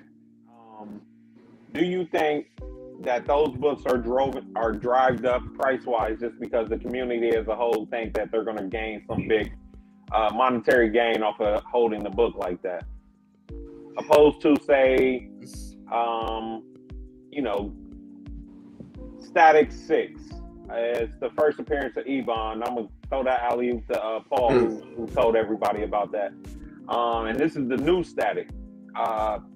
No one goes for that book. No one talks about that book. Ebon is Static's probably main villain, who was in the cartoon series. He didn't appear in the original comics. That's a book right there that it's not spec, but there's still a first appearance. It's still a major key. But since there's no like real monetary gain or chase for it, people will go with a Tosin over, say, a book like that. But that's a guaranteed first appearance. That's a book that's you can get $3-4 right now. You can get 9/8 pretty accessible right now. Like, what's your thoughts on something like that? Well, I mean, Black Panther, the eyes on that anyway, because it did gross $1 billion for Disney. So yeah, it's there. But I mean, until they can reach the status of the population of having that kind of an impact, it's always going to be undersought. Because I mean, Wonder Woman 84, if Nubia would have showed up in that, imagine what that book would have done. Just think about that. Even though the movie wasn't all that great, I watched it and was like, I don't know what they're doing, but I mean, everybody's buying Nubia on the fact that DC's putting out a lot of books with her in it. She got one shot. She got these trial of Amazons and things of that nature. And they like, when she shows up in a movie, it's always about the later. If she's going to show up in a movie, that's where my gross is going, or that's where my value is going to go up in my collection, because I have these books. It was never about the love. It's about I want to get the book. If it goes for a high price, I'm going to sell it and get something else. But, it's, like I said, it's a slippery slope. It's like the stock market. You buy on a dip, sell on a high, or you try to buy it back. So I mean, risk reward. And I think to add to that, I think at the end of the day, you should collect what you love. Period. Point blank. If you're in it to make some bread, then that's a little bit different. I think most of us are both. But I think everybody in our little community, we're all niche collectors. We all have that one thing that we all do, and we all do a little bit better than others. Y'all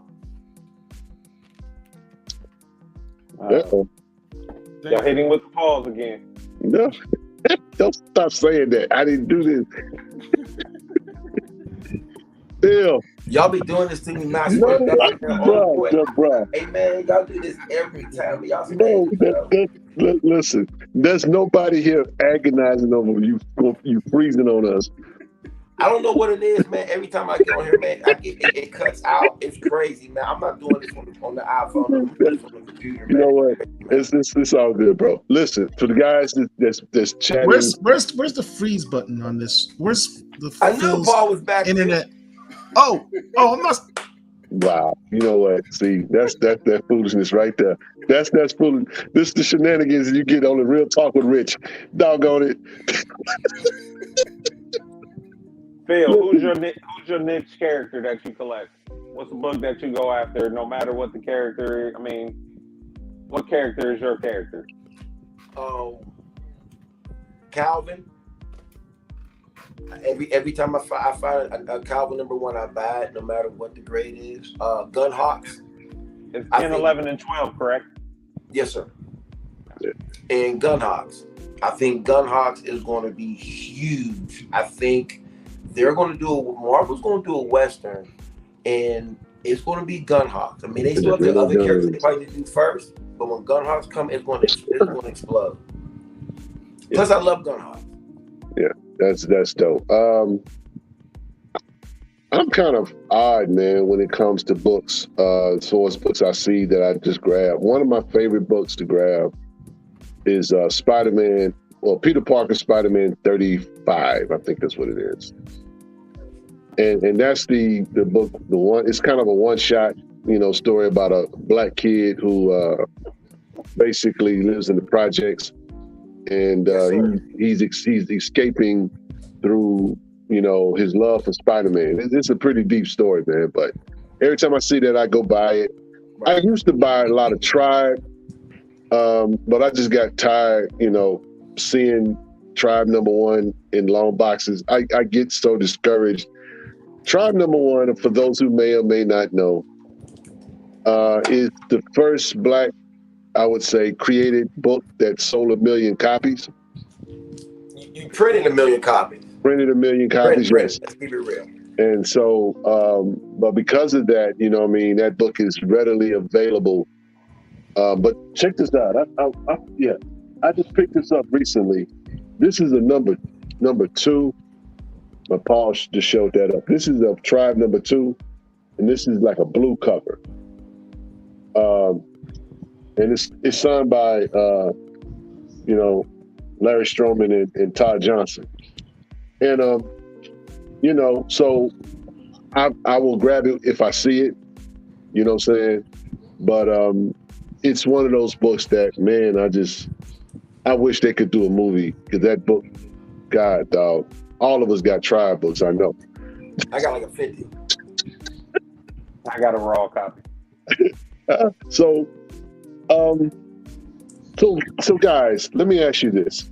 Let's see. Amani says, I believe retailers are beginning to pay attention to our niche, and at times they feel like they're trying to take advantage of our community. I mean, I think that's the risk reward type deal to it, because guess what? We want our books to be respected. I think that's facts. We want our books to be respected because they're significant in that, they provide history. They, our history in this country, part of being in chattel slavery and part of dealing with Jim Crow and part of the lynchings and all of that stuff was how we were depicted. The propaganda machine. Comics was a part of that the reason why people see us a certain way. I think that people don't really understand the importance of comics, historically speaking. And so all of the things that we see today, the residue of that is a direct result of what was put in ink and paper. And so when we champion these books, we want them to we want our people to enjoy them and collect them, but we want our books to be respected by the mainstream as well. Because I enjoy, characters that are not black. I mean, I'm saying I'm a Batman guy, but I also enjoy, Asian characters. I also enjoy Mexican characters. I also enjoy, characters of different nationalities. And so we just ultimately, I think, want our books to be appreciated. So I think it's a double-edged sword. We can't want our comics to have value without expecting them not to be exploited. So it's just something that's just gonna come with it. I mean, we just gotta accept it, and that goes back to my point to saying at this point, we either gonna buy the books or not. Like, we can't say, we can't talk about these books or not because maybe this person or that person's going to buy them and run the price up on them. I mean, which way do we want it? Because it's kind of offensive when you look on there and you see Amanda Waller going for, heck, I bought a 9.8 for $80 last month. I mean, yeah. I mean, but you know, if I had to really add onto that, it's really just now imagine if Amanda Waller was on the cover. Imagine if that was a play. If she was on the cover of that book or had some kind of corner of it, it would go for a lot more. It's like people go from that to like, what's her first cover? But in the comics, she's like a heavyset woman. So it's like, is that going to sell the book? No. So I mean, you think about the exploitations of it. You know, like I agree. We're so cover driven that it's just the homages is getting out of hand. You know, you like the Static Shock, you're gonna do a foil. You know, Nubia won Coronation Special. They did, you know, they changed the 1 in 100 from David Mack to Sway. You know, me and Rico went back and forth in our chat about Sway. Like, you know, like the cover was so offset that it was like she lost the femininity of being Nubia, so it kind of throws it off. So, you know, when I know Paul's in the background, you know, I just got my shipment yesterday, so I mean, I love this cover, but they cut off the Jordans. I hate that. So I was like, what? Like, look, she had on J's. They cut it off. They cut it right at the shoe. Wow. So, and if you know, we would be remiss. Let's go back to Nubia real quick. Let's hope Jay don't cut me off again. But Nubia was so. Don't mess with me, Phil. That's funny, man. So listen, Nubia, they tearing your internet up in the comments too right now, boy. Man, I don't know what, man. Listen, I don't know what it is, man. Some other hate. You need to sell one of them keys to upgrade your internet provider. That's all I gotta say. Them dudes, listen, they just hating right now, man, because they got like they're tried number 1 in the 9.8 and think they got something special. But Nubia is still the most important character in DC. I'm sorry, because I'm going to go back to something real quick. No, go ahead. People forget that Nubia was going to be on that. Remember, they canceled the last season of Wonder Woman, Belinda Carter. Nubia was going to be on there. Nubia even had a toy that came out when the Mego figures came out. So when you had like the Batman, Supermans in the 70s, they even did a Mego toy. It was in the catalogs, and you know, I don't want to talk about it. All right, I'm just gonna log off here because I so don't have that. So this is the real Nubia, not that new Nubia that wears Jordans. This is the real Nubia. and nothing against the new Nubia, but I'm just saying, like Marvel and DC, and people always think like they didn't invest in these characters. You know, Falcon had a toy, had a Mego toy. Yeah. I'm not gonna go back and pull that out, but I got 2 of those back there. You know, they appeared in Falcon had a Jello mold where they had like Jello where you could be the wings of the Falcon and then it shakes and all this stuff. Like there was on cups, they was on toys, there was on. Matter of fact, I just got the first item that the Black Panther was on outside of a comic was on a puzzle. It was a puzzle, it was a Fantastic Four puzzle. I actually just went to Michael's and I'm getting mine's framed right now. I'm gonna have 2 of those drawn. So those Black characters were very popular back when they first came out. Like I said, some of us are not old enough to remember those particular times. I remember going to the toy store and seeing all the superheroes from the Mego line and seeing that yellow box and that yellow carded Falcon and losing my mind as a kid. This is before the movies. This is before cartoons. This is before whatever. So, and speaking of keys, we didn't mention the first appearance of Falcon. That's a super key. Like that's a big boy key. Captain America 117. That's not a play key. And we got to put more respect on Falcon's name as a character. You know. Well. Here's the thing, Phil. What are your thoughts of Falcon wearing the Captain America shield? Has that cheapened the legacy that is Falcon, or is it an upgrade? Now, me personally, I got my thoughts. I think him taking the shield was a step down. But I mean, what are your thoughts about that, bro? And he's frozen again. Now I could jump in on that because I'm a Captain America fan. Yes, sir. So, I mean, for me, it's an upgrade because in the comics, Falcon had to always prove himself that he wasn't a sidekick, and I'm glad that the show addressed that because he said, like, you know, he was like, you know, like when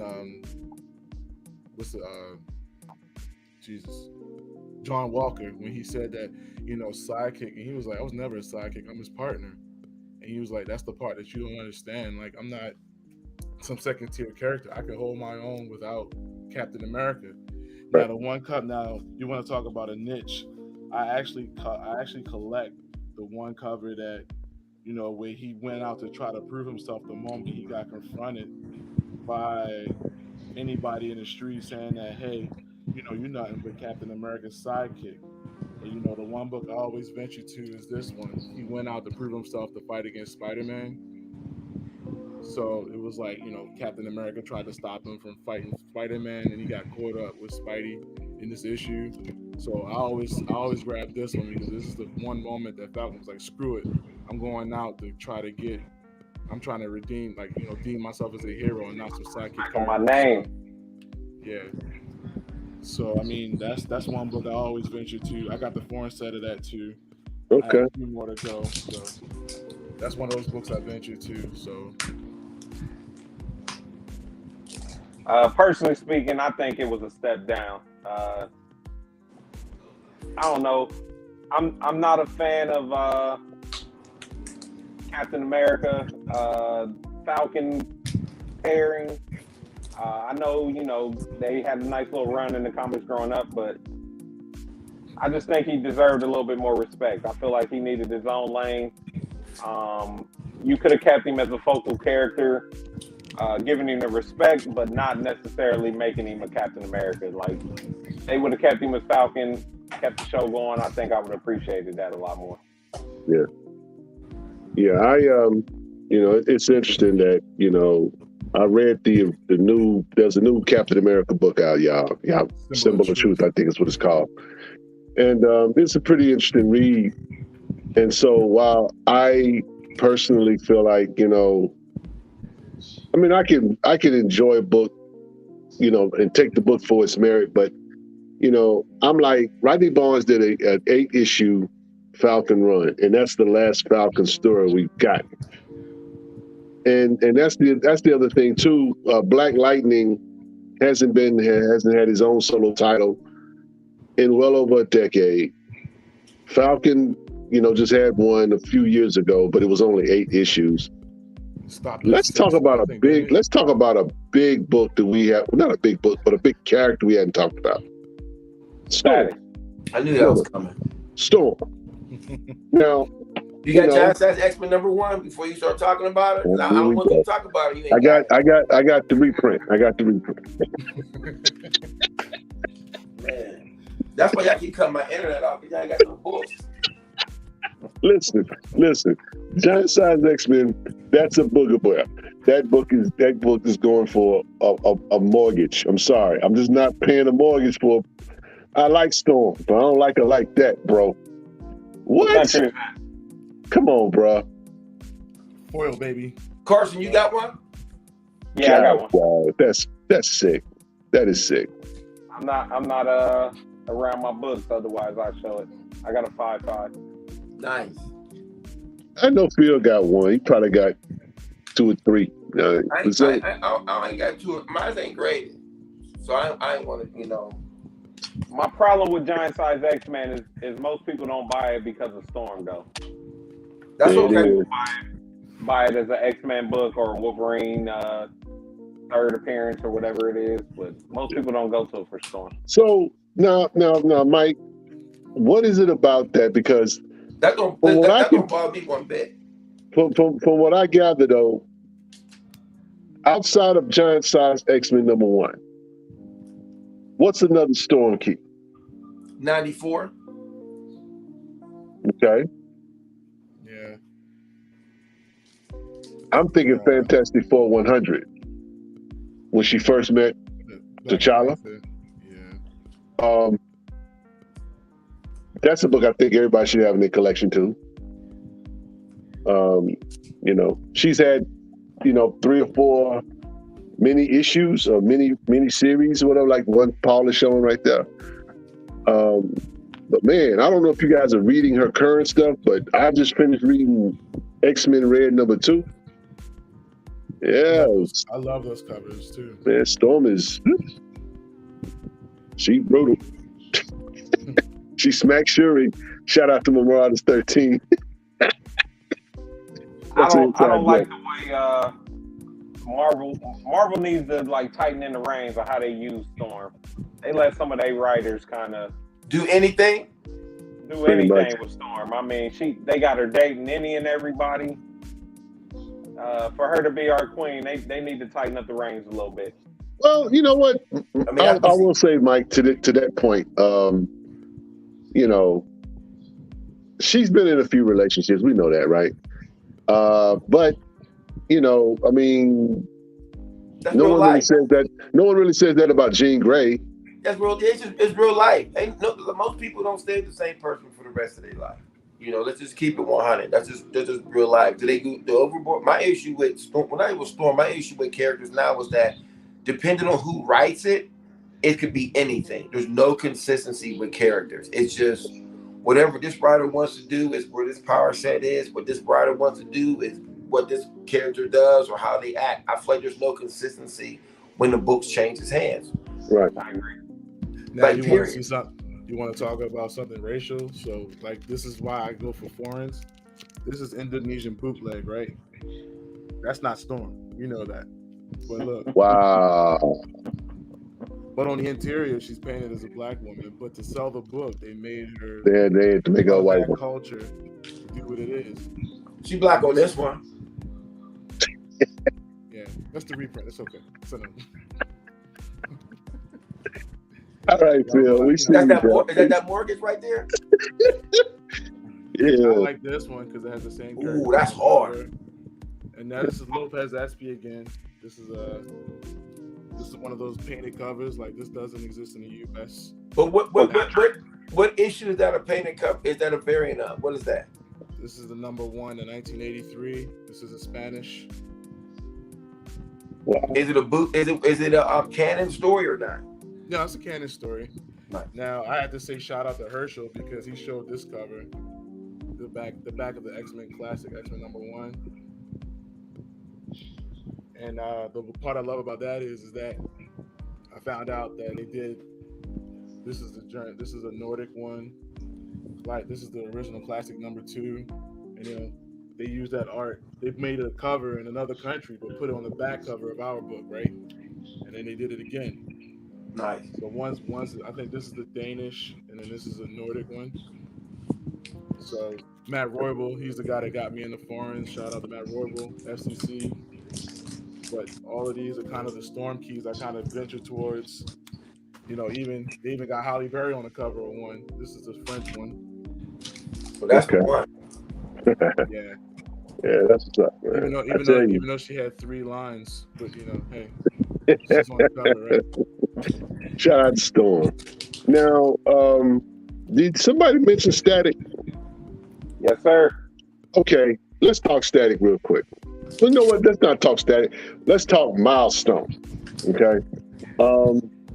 When it comes to Milestone, okay, the Black Keys in the Milestone universe, we all know are, you know, Icon #1, Static #1, Hardware #1, Blood Syndicate, maybe a minor key or whatever.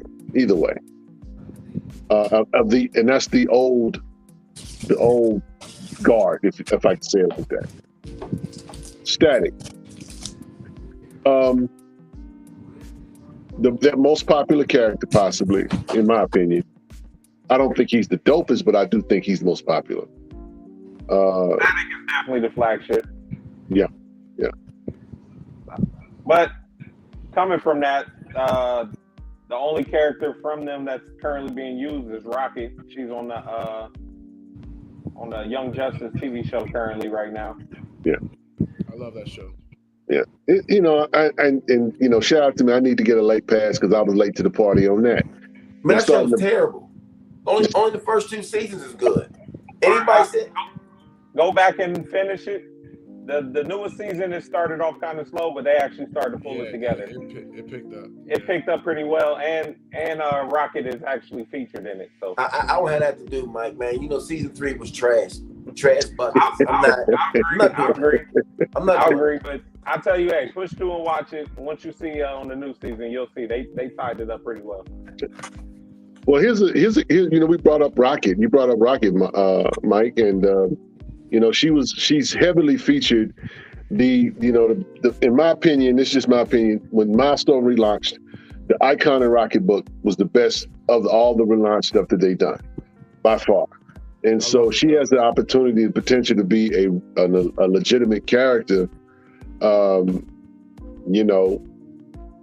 But when we talk about Milestone or whatever, Static is kind of who everybody kind of goes to. Speak to those. I mean, I don't know, Phil, is Static in your wheelhouse, as a collector? You have any Static books, bro? Of course I do. Under them Fantastic 54? I do. I mean, I think Static's important because people forget Static had that cartoon at one particular point. People love Static. Yeah. Static is the original Miles, if we want to be honest with you. If DC was smart, DC could have just kept going with that, and Static transcended color and race. Kids love Static, but I feel like they could bring that back, but you have to be very careful on how you do that. So Static is a very big book. I think Static is a big key. It's one of the most important black keys for DC. I'll tag on that. I think for the price and for the whole universe that they have, because they have tons of characters that haven't even been touched on, I think Static is probably one of DC's most undervalued characters. I mean, you got tons of villains, black and white. They got their whole world. Somebody can really pretty much just make a whole universe off of off of Milestone characters. Hardware is probably the most slept-on character in the DC universe. If you look at a lot of the modern drawings and weaponry on Iron Man, they're all stolen from Hardware. I mean, well, I got my issues with the Hardware book, bro. I mean, I think Milestone dropped the ball on this latest run that they're in. But did it ever come out yet? Number 5 is out. Number 5 is out, and it is a yarn. I know they were delaying it a little bit. Yeah, they kind of, I don't know what happened with it, whatever, but you really don't have any direction in the story. It feels like a filler issue. And, again, you'll find it at your LCS. There's nobody just clamoring for the new Hardware book, unfortunately. Although I will say that the new book that they just put out, Duo, that issue number 1 is a real good read. And this is their reinvention of Zombie. So you might want to check that out if you were a Zombie fan back in the day. Well, I'll say with Milestone, some of the keys to me is that Zombie Zero, that's his first appearance. Yes, sir. Hardware 1, you will want to get the Platinum. Yes, sir. If you can. Icon and Rocket, there's a regular copy and there's a variant copy. The variant copy is a little bit more scarce. Herschel would say it's not scarce at all because he has several copies, but when you get into the 9.8s, I think you only see like 6 or 7 of them. That one, yep, that's it right there. Thank you. You can get it. I don't think there's. What's the variant? What's the grade? Who said that? No. What's the variant? The one he just held up. Okay, so they look exactly the same almost, but you'll notice a slight difference in the covers of them when you see it. I'm sorry, I'm not by my books. I would show them. Yeah, no, you in Orlando. You was buying. I get it. Yeah, I caught one in my collection too. Shout out to Kurt Boyle. Whoa, that's what's up. Only 9.8 on the census right here. Is it one-side grading? Nah, this was just in his collection. Wow. Nice. Yeah, that is nice, man. He's in the group too, so show him his love. He was one of the only black vendors there at MegaCon. Okay, that's what's up. Phil, do you have a Mobius static? 45, static 45. He's still frozen. Yeah. Static 45 is the last cover. Yeah. It's also Mobius' last cover as well.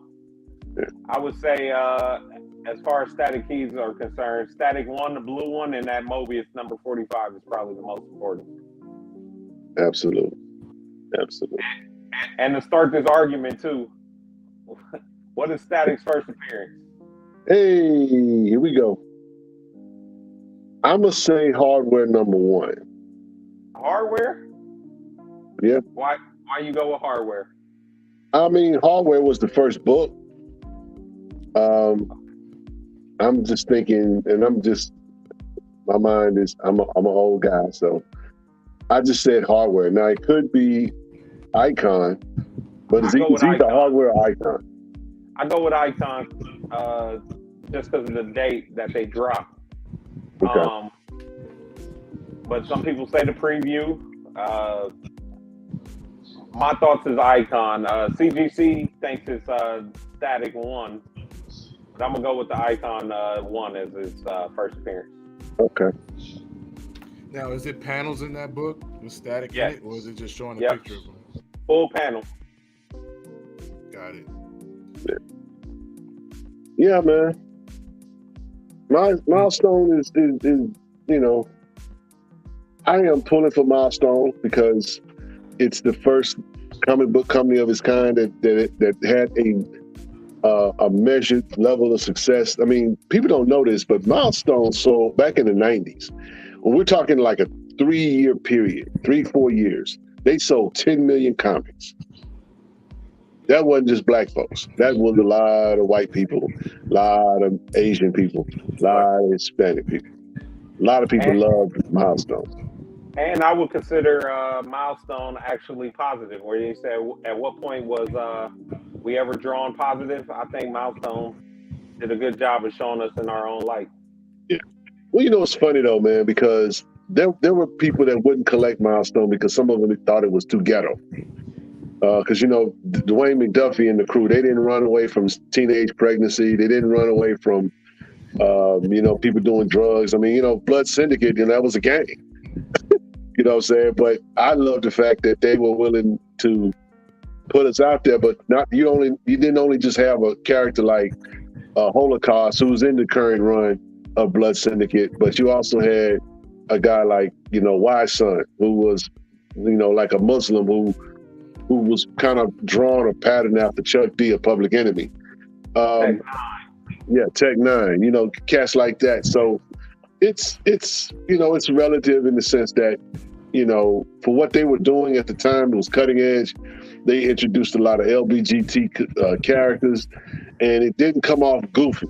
Some of the stuff that Marvel and DC is doing now is just flat out goofy, because at the end of the day, people are not necessarily concerned about somebody's orientation.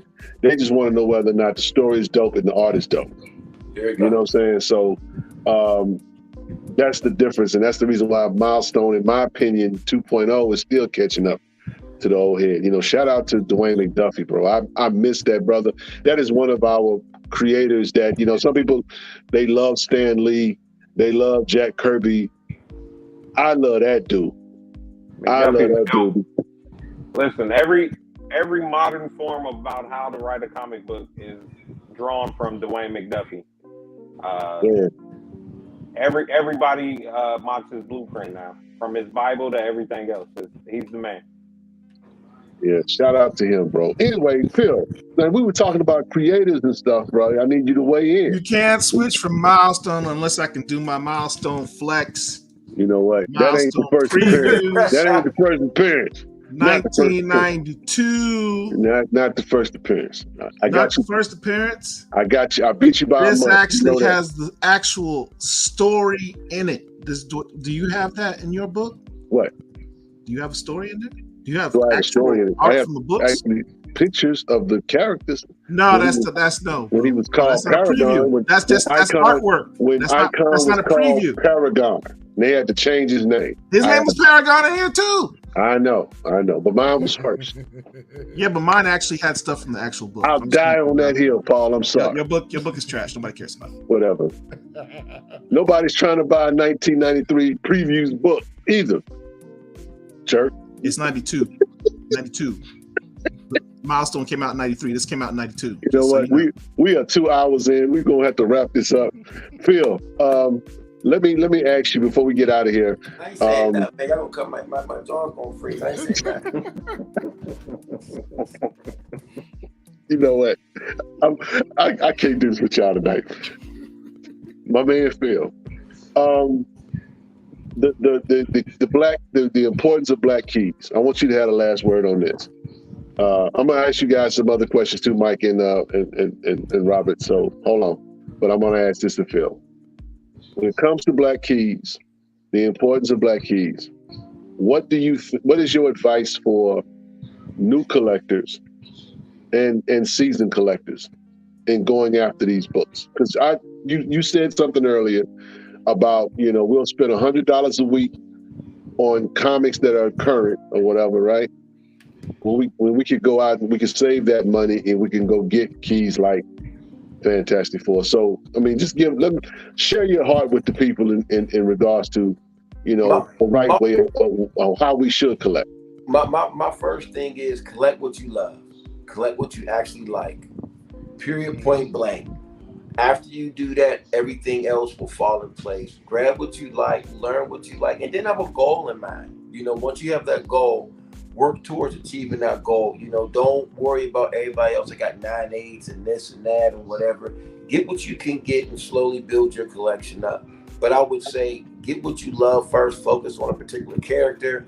Focus on a particular timeline and age, and learn about that character and work your way up. If it's new characters, if it's new books, do that. But you have to go back as well. But everybody should have a certain key book that they're looking at, and just try to get you a low grade version, and then try to work your way up to get a higher grade. But I like 9/8, but 9/8 isn't always the end all, the be all. Sometimes you just have a nice copy in your collection. So, that's what's up. Appreciate you. Before you get out of here, man, tell the people where we can reach you, dude. Your Facebook, your Instagram, all that. First of all, I'm never coming on here again. Second, my IG is DJ Big Phil with 2 L's. Catch me on Facebook, Philip Thompson, and I'm going to have an exhibit coming up pretty soon, man. We're working on something now. It's going to be a big thing, man. We're going to have a bunch of Black stuff in there, and it's going to be unbelievable. There's so much more I want to talk about today. Probably issues on my end, so I kind of try to keep it short, but I really appreciate doing this with y'all fellas today. Absolutely. Mike, my question to you, sir. And I'm asking random questions here, but you got a pretty serious collection. What are you going after that you can share with us? What's your Moby Dick, your grail that you gotta have that you're still struggling to grab and get? My overall grail still is X-Men 1. That's a book that got away from me. The price shot up, and I think being a kid from the 90s that watched the cartoon, I kind of fell in love with those characters or whatever. So that's one of them. I'm also after Full Static Run in 9/8. I'm maybe 17 books away from completing that. Nice. So I'm working on that. I would say as far as like chasing, don't chase the next big spec. Don't listen to the gurus out there that say, hey, you gotta have this or whatever. You'll end up with a long box full of 1 in 25s. Maybe this book was gonna be that, and that $20, $30, $40, $50 adds up over a while, and you could have had your Grail book. So preach. Say it again, Mike. Say it again. I agree with you full-heartedly. Collect what you like. It'll take you a lot further. Instead of having to always, like I said, chase after this book or the next book. This hobby isn't cheap. This hobby isn't, for the weak-hearted. Just, make you a list and start checking them off one book at a time. Me personally, I've been diving more into DC books. A lot of people don't respect them, which is great for me because the prices are available to get higher grades of certain books. And I think DC will have their time again. So you can go through the top black heroes, go through the top black villains, go through the top black women heroes, and you'll get you a nice start. And you can look up those prices, and that's a good way to go about it, I think. So yeah, the first Mal Duncan, the first Bumblebee, the Teen Titans first Vixen, Teen all of Titans those 48. books are very, very reasonable.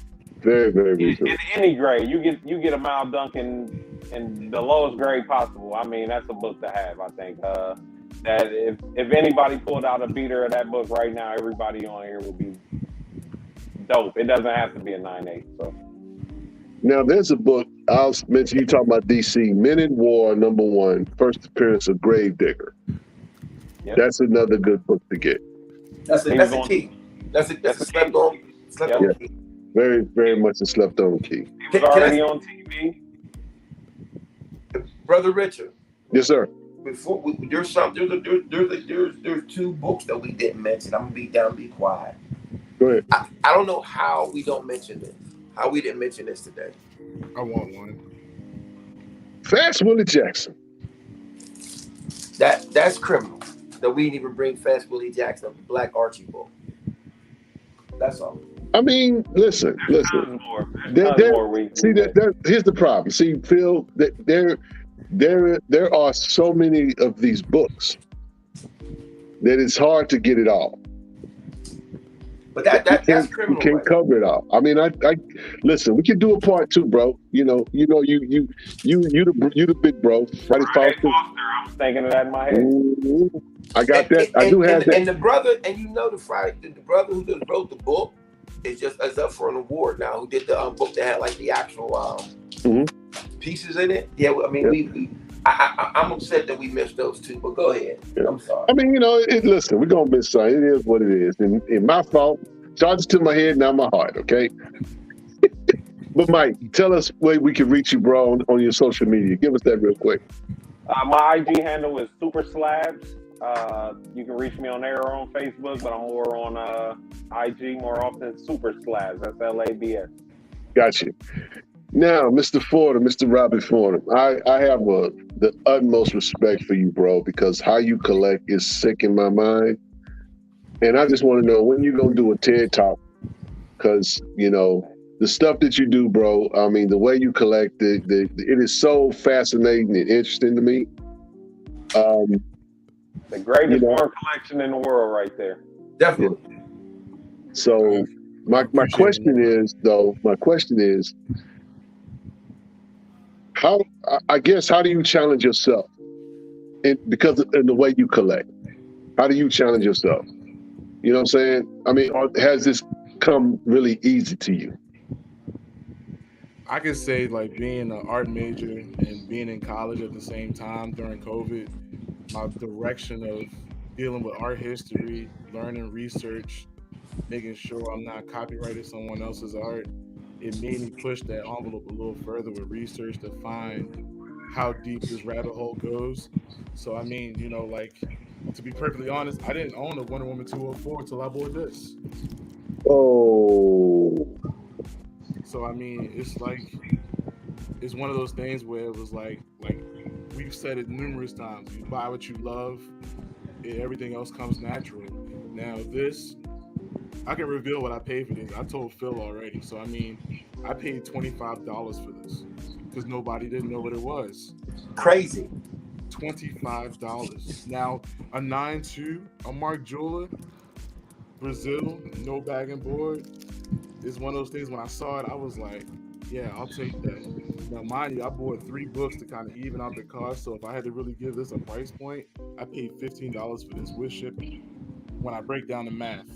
So, right. I mean, it's one of those things where it's like, foreigners gave me that niche that everybody's not going to have. And that conversation with Matt Nelson, it just pushed it to the point where Matt Nelson was asking me questions after the podcast, like sending me emails like, so how do you go about getting this? How rare is it? And I was just like, like the only other one I let go of was to Terrain, and he's in Baltimore too. So I mean, he won the raffle that we did amongst us, and I have one more CGC that I got graded. It's like maybe a 7.5 or 6.0. So I mean, no, there's no Brazilian Mark Jewelers. They didn't do that. But I mean, the Mark Jeweler is a rare one in 204, which I have, which is an 8.5. But I know for this one wasn't readily available.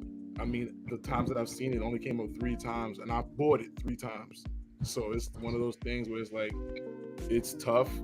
But if you look at the CGC census, you only see 3 copies. All 3 of them are me. So yeah. I mean, all three. Yeah. So I mean, that's why you call him the GOAT. That's what's up. So I see that you got your social media stuff, Rob's Comics 81, whatnot in IG. That's what's up. So, man, I want to thank each and every one of you guys for joining us. We are going to have another conversation. I mean, we could talk about another hour. We could go another hour with. Yeah. Clearly, there's a lot to talk about, a lot to unpack. Phil brought up Fast Willie Jackson and Friday Foster. We could have a conversation on an hour just on that, but we can't do that right now.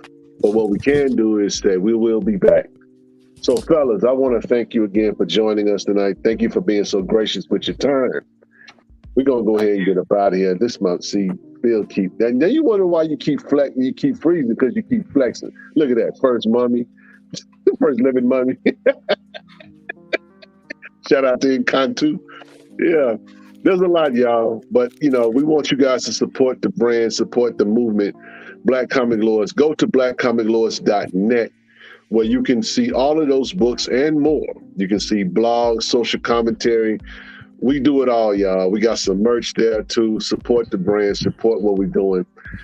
But right now, we're going to get out of here. It's your boy Rich, man, saying peace and love. Thanks, guys, again for joining me tonight. And until next time, we see you. Stay easy, stay black. It's all good. Good night. Peace.